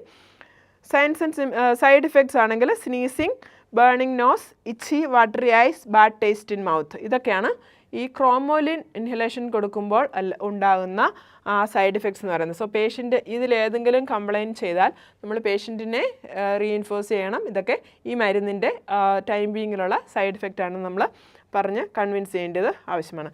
ഇതാണ് MDIയുടെ ഡിഫറെൻറ്റ് പിക്ചേഴ്സ് എന്ന് പറയുന്നത്. ഇതിനൊരു കാനിസ്റ്റർ ഉണ്ടാവും, പ്ലാസ്റ്റിക് ഹോൾഡർ ഉണ്ടാവും, ക്യാപ്പ് ഉണ്ടാവും. Different types of bronchodilators. ഇത് കോർട്ടിക്കോസ്റ്റീറോയിഡ് വിത്ത് ബീറ്റ ആഗണിസ്റ്റ് ഉള്ള ഒരു MDI ആണ്. ഇത് ഉപയോഗിക്കുമ്പോൾ നമ്മൾ എന്താ ചെയ്യുന്നതെന്ന് വെച്ചാൽ ഇതിൻ്റെ ക്യാപ്പ് ആദ്യം നമ്മൾ റിമൂവ് ചെയ്യണം. 5 സെക്കൻഡ്സ് ഈ കാനിസ്റ്റർ ഇങ്ങനെ പിടിച്ചിട്ട് കുലുക്കണം. അത് കഴിഞ്ഞിട്ട് നമ്മളുടെ ഹെഡ് പുറകിലോട്ട് ചെറുതായിട്ടൊന്ന് ടിൽറ്റ് ചെയ്തിട്ട് നമ്മൾ ഈ പഫ് ഈ MDIക്ക് എവേ ആയിട്ട് നമ്മൾ ഒരു പ്രാവശ്യം ഒന്ന് എക്സെയിൽ ചെയ്യണം. അത് കഴിഞ്ഞിട്ട് ഈ തമ്പിൻ്റെയും ഇൻഡെക്സ് ഫിംഗറിൻ്റെയും ഇടയ്ക്ക് ഈ MDI കാനിസ്റ്റർ പിടിച്ചിട്ട് ബ്രീത്ത് ഇൻ ചെയ്യുന്ന കൂട്ടത്തിൽ ഇത് നമ്മൾ പ്രസ് ചെയ്ത് വിടുകയാണ്. We have to hold for 5 seconds, 5 to 10 seconds നമ്മുടെ ബ്രീത്ത് നമ്മൾക്ക് ഹോൾഡ് ചെയ്തിട്ട് പിന്നെ പെതുക്കെ എക്സൈൽ ചെയ്ത് നമ്മൾക്ക് വിടാം. ആഫ്റ്റർ 10 സെക്കൻഡ്സ് അല്ലെങ്കിൽ 20 സെക്കൻഡ്സ് കഴിഞ്ഞിട്ട് നമ്മൾക്ക് വീണ്ടും ഒരു പഫും കൂടെ എടുക്കണമെങ്കിൽ അങ്ങനെയും എടുക്കാവുന്നതാണ്. അങ്ങനെയാണ് ഈ MDIs നമ്മൾ യൂസ് ചെയ്യുന്നത്. സ്പേസർ ഡിവൈസിന് എക്സാമ്പിളാണിത്. ഇത് സ്പേസർ വിത്ത് ക്യാപ്പാണ്. MDI attached to spacer and cap. ചിൽഡ്രനിലും അതുപോലെ ഇപ്പോൾ ഓറൽ ത്രഷൊക്കെ അവോയ്ഡ് ചെയ്യാൻ വേണ്ടിയിട്ടും നമ്മൾ ഈ സ്പേസർ ഡിവൈസും അഡ്വൈസ് ചെയ്യാറുണ്ട്. സോ ഇതൊരു ലിസ്റ്റ് ഓഫ് മെഡിക്കേഷൻസ് ആണ് ആസ്മയിൽ ഉപയോഗിക്കുന്നത്. നമ്മൾ എക്സ്പ്ലെയിൻ ചെയ്തത് തന്നെയാണ്. ക്വിക്ക് റിലീഫ് മെഡിക്കേഷൻസിൽ വരുന്നതാണ് short acting β2 adrenergic agents. Example albuterol, levalbuterol, അങ്ങനത്തെയൊക്കെ. ആൻറ്റികോളിനർജിക്സും കൊടുക്കും, ഇപ്രോട്രോപ്പിയം, ബ്രോമൈഡ്, അങ്ങനത്തെ ഡിഫറെൻറ്റ് ടൈപ്സ് ഓഫ് എല്ലാ മരുന്നുകളും തന്നെ നമ്മൾ എക്സ്പ്ലെയിൻ ചെയ്തതാണ്. ഇവയൊക്കെയാണ് ആസ്മയുടെ കോമൺ ആയിട്ടുള്ള മെഡിക്കേഷൻസ് എന്ന് പറയുന്നത്. ഇനി ഞാൻ നേരത്തെ പറഞ്ഞ ഒരു ക്വസ്റ്റ്യൻ്റെ ആൻസർ ഒന്ന് പറയാനായിട്ട് ആഗ്രഹിക്കുകയാണ്. ഞാൻ പറഞ്ഞിരുന്നു എക്സസൈസ് ഇൻഡ്യൂസ്ഡ് ആസ്മയിൽ നമ്മൾ എക്സസൈസ് അവോയ്ഡ് ചെയ്യുമോ അത് മാറ്റി വയ്ക്കാൻ പറയുമോ എന്നുള്ളതിൻ്റെ ഒരു ക്വസ്റ്റ്യൻ്റെ ആൻസർ അറിയാമെന്ന് ഞാൻ പറഞ്ഞിരുന്നു. അപ്പോൾ അതിൻ്റെ ആൻസർ ഞാനിപ്പോൾ ഇവിടെ പറയുകയാണ്. എക്സസൈസ് ട്രിഗറിങ് ആസ്മയിൽ എക്സസൈസ് ഒരിക്കലും പേഷ്യൻ്റ് മാറ്റി വെക്കേണ്ടതില്ല. കാരണം exercise is good for health. അവരെന്താ ചെയ്യേണ്ടതെന്ന് വെച്ച് കഴിഞ്ഞാൽ they have to take the short acting bronchodilators. അവർ known case of asthmatic patient ആണല്ലോ. So they have to take the short acting bronchodilators before the exercise. Cold എയറിലൊക്കെ ആണെങ്കിൽ അവർക്ക് mouth അവർക്കൊരു സ്കാർഫ് വെച്ചൊക്കെ കവർ ചെയ്യുക. they have to breathe through the nozzle കൂടെ പോകുമ്പം നമ്മുടെ എയർ എന്ത് പറ്റും, it will B വാംഡ് and humidified. അപ്പോൾ അങ്ങനെയുള്ള ടൈമിൽ ബ്രോങ്കോ കൺസ്ട്രക്ഷൻ കുറവായിരിക്കും. സോ അങ്ങനെ അവർക്കത് ചെയ്യാവുന്നതാണ്. അതേസമയം അവർക്ക് ഏതെങ്കിലും റെസ്പിറേറ്ററി ഇൽനെസ് ഉണ്ടെങ്കിൽ ദേ ഷുഡ് അവോയ്ഡ് ദ എക്സസൈസ്. കാരണം റെസ്പിറേറ്ററി ഇൽനെസ് ഈ ആസ്മയെ പ്രൊവോക്ക് ചെയ്യുക അല്ലെങ്കിൽ ട്രിഗർ ചെയ്ത് ആസ്മ എക്സാസബേഷൻ ഉണ്ടാക്കാനുള്ള ചാൻസസ് ഉണ്ട്. സോ ഇനി നമ്മൾ കോംപ്ലിക്കേഷൻസ് ഓഫ് ആസ്മയാണ് നോക്കുക. Complications status asthmaticus, respiratory failure, pneumonia, atelectasis. ഇവയൊക്കെ ആസ്മയുടെ കോംപ്ലിക്കേഷൻസ് ആയിട്ട് നമ്മൾക്ക് പറയാവുന്നതാണ്. സ്റ്റാറ്റസ് ആസ്മാറ്റിക്കസ് എന്ന് പറഞ്ഞു കഴിഞ്ഞാൽ severe persistent asthma that does not respond to conventional therapy. Attacks can longer can last longer than 24 hours. അതിനെയാണ് സ്റ്റാറ്റസ് ആസ്മാറ്റിക്കസ് എന്ന് പറയുന്നത്. പത്തോഫിസിയോളജി മറ്റേ അതുപോലെ തന്നെ സെയിം ആയിരിക്കും, കുറച്ചും കൂടെ ഇൻറ്റൻസ് ആയിട്ടായിരിക്കും വരിക. ക്ലിനിക്കൽ മാനിഫെസ്റ്റേഷനിൽ നമ്മൾ നേരത്തെ കണ്ട laboured breathing, chest റിട്രാക്ഷൻസ്, difficulty in speaking, അങ്ങനത്തെ ടൈപ്പ് ഓഫ് സൈനോസിസ്, അതൊക്കെ കൂടുതലായിരിക്കും ഈ സ്റ്റാറ്റസ് ആസ്മാറ്റിക്കസിൽ ഉണ്ടാകുക. ഡയഗ്നോസ്റ്റിക് ഫൈൻഡിങ്സും എല്ലാം മറ്റേതുപോലെ തന്നെയായിരിക്കും. ഇനിഷ്യൽ പീരീഡിൽ ABGയിൽ റെസ്പിറേറ്ററി ആൽക്കലോസിസ് ആയിരിക്കും കാണുക. പക്ഷേ ആ കണ്ടീഷൻ വേഴ്സൺ ആകുന്നതനുസരിച്ച് റെസ്പിറേറ്ററി അസിഡോസിസിലേക്ക് പേഷ്യൻറ്റ് പോകും. Then they require immediate management. So ഈ സ്റ്റാറ്റസ് ആസ്മാറ്റിക്കസ് ഉണ്ടാകുന്ന സമയത്ത് പേഷ്യൻറ്റിന് യൂഷ്വലി എമർജൻസി ട്രീറ്റ്മെൻ്റ് ആണ് നമ്മൾ കൊടുക്കുക. എമർജൻസിയിൽ പേഷ്യൻറ്റിനെ കൺട്രോൾ ചെയ്യാൻ പറ്റുന്നില്ല എങ്കിൽ ഇൻ പേഷ്യൻ്റായിട്ട് നമ്മൾ പേഷ്യൻറ്റിനെ ട്രീറ്റ് ചെയ്യും. സപ്ലിമെൻ്റൽ ഓക്സിജനും ഇൻട്രാവിനസ് ഫ്ലൂയിഡ്സ് ഒക്കെ ഈ പേഷ്യൻറ്റിന് ആവശ്യമാണ്. PaO2 should be maintain at least 65 to 85 millimeters. സെഡേഷൻസ് നമ്മൾ ഈ പേഷ്യൻസിന് നൽകാറില്ല. എന്തെങ്കിലും ട്രീറ്റ്മെൻറ്റിന് ഈ പേഷ്യൻ്റ് റെസ്പോണ്ട് ആവുന്നില്ല എന്നുണ്ടെങ്കിൽ ഈവൻ ഇൻറ്റുബേഷന് വേണ്ടിയിട്ട് നമ്മൾ പ്രിപ്പയർ ചെയ്തേണ്ടത് ആവശ്യമാണ് in case of status asthmaticus. Same നമ്മളുടെ നേരത്തെ പറഞ്ഞ നഴ്സിംഗ് മാനേജ്മെൻറ്റ് തന്നെയാണ് ഇതിലും. 12 to 24 hours കണ്ടിന്യൂസ് മോണിറ്ററിംഗ് ആണ് നമ്മൾ നടത്തേണ്ടത്. സ്കിൻ ഡർഗർ, എസ്പെഷ്യലി ഡീഹൈഡ്രേഷൻ ഉണ്ടോ എന്ന് നോക്കാൻ സ്കിൻ ഡർഗർ നോക്കേണ്ടത് ആവശ്യമാണ്. Fluid intake at least 3 to 4 liters per day കൊടുക്കേണ്ടതാണ്. പേഷ്യൻ്റെ എനർജി നീഡ്സ് കൺസേർവ് ചെയ്യണം. Room should be quiet and free of respiratory irritants, including flowers, tobacco smoke, perfumes or odors of cleaning agents. Non-allergenic pillow-യും ഈ കേസിൽ നമ്മൾ use ചെയ്യേണ്ടത്. അതായത് എല്ലാ type of ട്രിഗേഴ്സും നമ്മൾ ഈ പേഷ്യൻറ്റിൻ്റെ റൂമിൽ നിന്ന് മാറ്റി വയ്ക്കേണ്ടത് ആവശ്യമാണ്. ആസ്മാറ്റിക് പേഷ്യൻസിന് ഏറ്റവും കൂടുതലായിട്ട് ആവശ്യമുള്ളതെന്ന് പറഞ്ഞാൽ എഡ്യൂക്കേഷൻ തന്നെയാണ്. We have to educate them on different types of nebulisations. Different types of nebulisations അവർക്ക് കിട്ടുന്നുണ്ടാവാം. അതിനെപ്പറ്റി എഡ്യൂക്കേഷൻ കൊടുക്കണം. പീക്ക് ഫ്ലോ മീറ്ററിനെ പറ്റി എഡ്യൂക്കേഷൻ കൊടുക്കണം. ആസ്മ ആക്ഷൻ പ്ലാനിനെ പറ്റി നമ്മൾ പ്രോപ്പറായിട്ട് എഡ്യൂക്കേഷൻ കൊടുക്കണം. GARD ഉള്ള പേഷ്യൻസിന് അവർക്ക് anti reflux medications, anti allergic medications, അങ്ങനെ ഡിഫറെൻറ്റ് ടൈപ്സ് ഓഫ് എഡ്യൂക്കേഷൻസ് നമ്മൾ ഈ പേഷ്യൻസിന് കൊടുക്കേണ്ടത് വളരെ അത്യാവശ്യമാണ്. ഈ ഒരു സ്ലൈഡിൽ ഞാൻ ഡിഫറെൻറ്റ് ടൈപ്സ് ഓഫ് നെബുലൈസേഷൻസ് എങ്ങനെയൊക്കെയാണ് നമുക്ക് ഈ മരുന്നുകൾ, ആസ്മയുടെ മരുന്നുകൾ നമുക്ക് പേഷ്യൻറ്റിന് സപ്ലൈ ചെയ്യാമെന്നാണ് കാണിച്ചിരിക്കുന്നത്. ഇതാണെങ്കിൽ MDI വിത്ത് സ്പേസറാണ്, മീറ്റർ ഡോസ് ഇൻഹേലർ. ഇതിൽ ഒരു അക്വസ് ബേസിലായിരിക്കും ഇത് മരുന്ന് അവർ സ്റ്റോർ ചെയ്തിരിക്കുന്നത്. വേറാസ് ഇൻ ഡിസ്കസ് ഇൻഹേലർ അല്ലെങ്കിൽ ടർബോ ഹേലറിൽ they are known as DPIs, dry powder ഇൻഹലേഷനാണ് ഈ രണ്ടും. ഇതിൽ എൻ്റെ പ്രത്യേകത എന്ന് പറഞ്ഞു കഴിഞ്ഞാൽ patient has to take in, അതായത് ഈ MDIയിൽ നമ്മൾക്ക് പഫ് നമ്മൾക്ക് സ്പ്രേ ചെയ്യുമ്പം അത് ഉള്ളിലേക്ക് ചെല്ലും. ഈവൻ ദ പേഷ്യൻ്റ് അത്ര ഏബിൾ അല്ലെങ്കിലും നമ്മൾക്കത് അഡ്മിനിസ്റ്റർ ചെയ്യാം. പക്ഷേ DPIയുടെ പ്രത്യേകത എന്ന് പറഞ്ഞാൽ പേഷ്യൻ്റ് ഇൻഹേൽ ചെയ്യണം നല്ലതായിട്ട് ഉള്ളിലേക്ക്, എങ്കിൽ മാത്രമേ ഈ മരുന്നുകൾക്ക് എഫക്റ്റ് ഉണ്ടാവുള്ളൂ. ഇതാണെങ്കിൽ ഒരു നെബുലൈസറാണ്. നെബുലൈസേഷൻ വഴി നമ്മൾക്ക് ബ്രോങ്കോഡൈലേറ്റേഴ്സ് ഒക്കെ അഡ്മിനിസ്റ്റർ ചെയ്യാവുന്നതാണ്. ഡ്രഗ് തെറാപ്പിയിൽ റിലീവേഴ്സ് ഉണ്ട്, കൺട്രോളേഴ്സ് ഉണ്ട്, പ്രിവെൻറ്റേഴ്സ് ഉണ്ട്. അത് നമ്മൾ ഓൾറെഡി കണ്ടാണ്. ഡിഫറെൻറ്റ് ടൈപ്സ് ഓഫ് കോമ്പിനേഷൻസ് ആയിട്ടും നമ്മൾക്ക് ഈ ഡ്രഗ്സ് അവൈലബിൾ ആണ്. നമ്മളുടെ main nursing diagnosis of asthma എന്ന് പറഞ്ഞു കഴിഞ്ഞാൽ impaired gas exchange and airway clearance due to chronic inhalation of toxins. Next one will be impaired gas exchange related to ventilation, perfusion inequality. Ineffective airway ക്ലിയറൻസും ഈ കൂട്ടത്തിൽ വരാറുണ്ട്. ഇൻഇഫക്റ്റീവ് breathing പാറ്റേണും ഇതിൽ നമ്മൾക്ക് കോമൺ ആയിട്ട് കാണപ്പെടാവുന്ന ഒരു നഴ്സിംഗ് ഡയഗ്നോസിസ് ആണ്. സോ ഇത്രയുമാണ് നമ്മളുടെ ആസ്മ ആൻഡ് അതിൻ്റെ കോസസ് ആൻഡ് മാനേജ്മെൻറ്റ്. അറ്റൻഡ് ചെയ്ത എല്ലാവർക്കും ഇത് മനസ്സിലായെന്ന് ഞാൻ കരുതുന്നു. ഞങ്ങളുടെ കൂടുതൽ ലൈവ് സീരീസുമായിട്ട് വീണ്ടും നിങ്ങളെ സമീപിക്കുന്നതാണ്. So thank you for watching. Have a good night.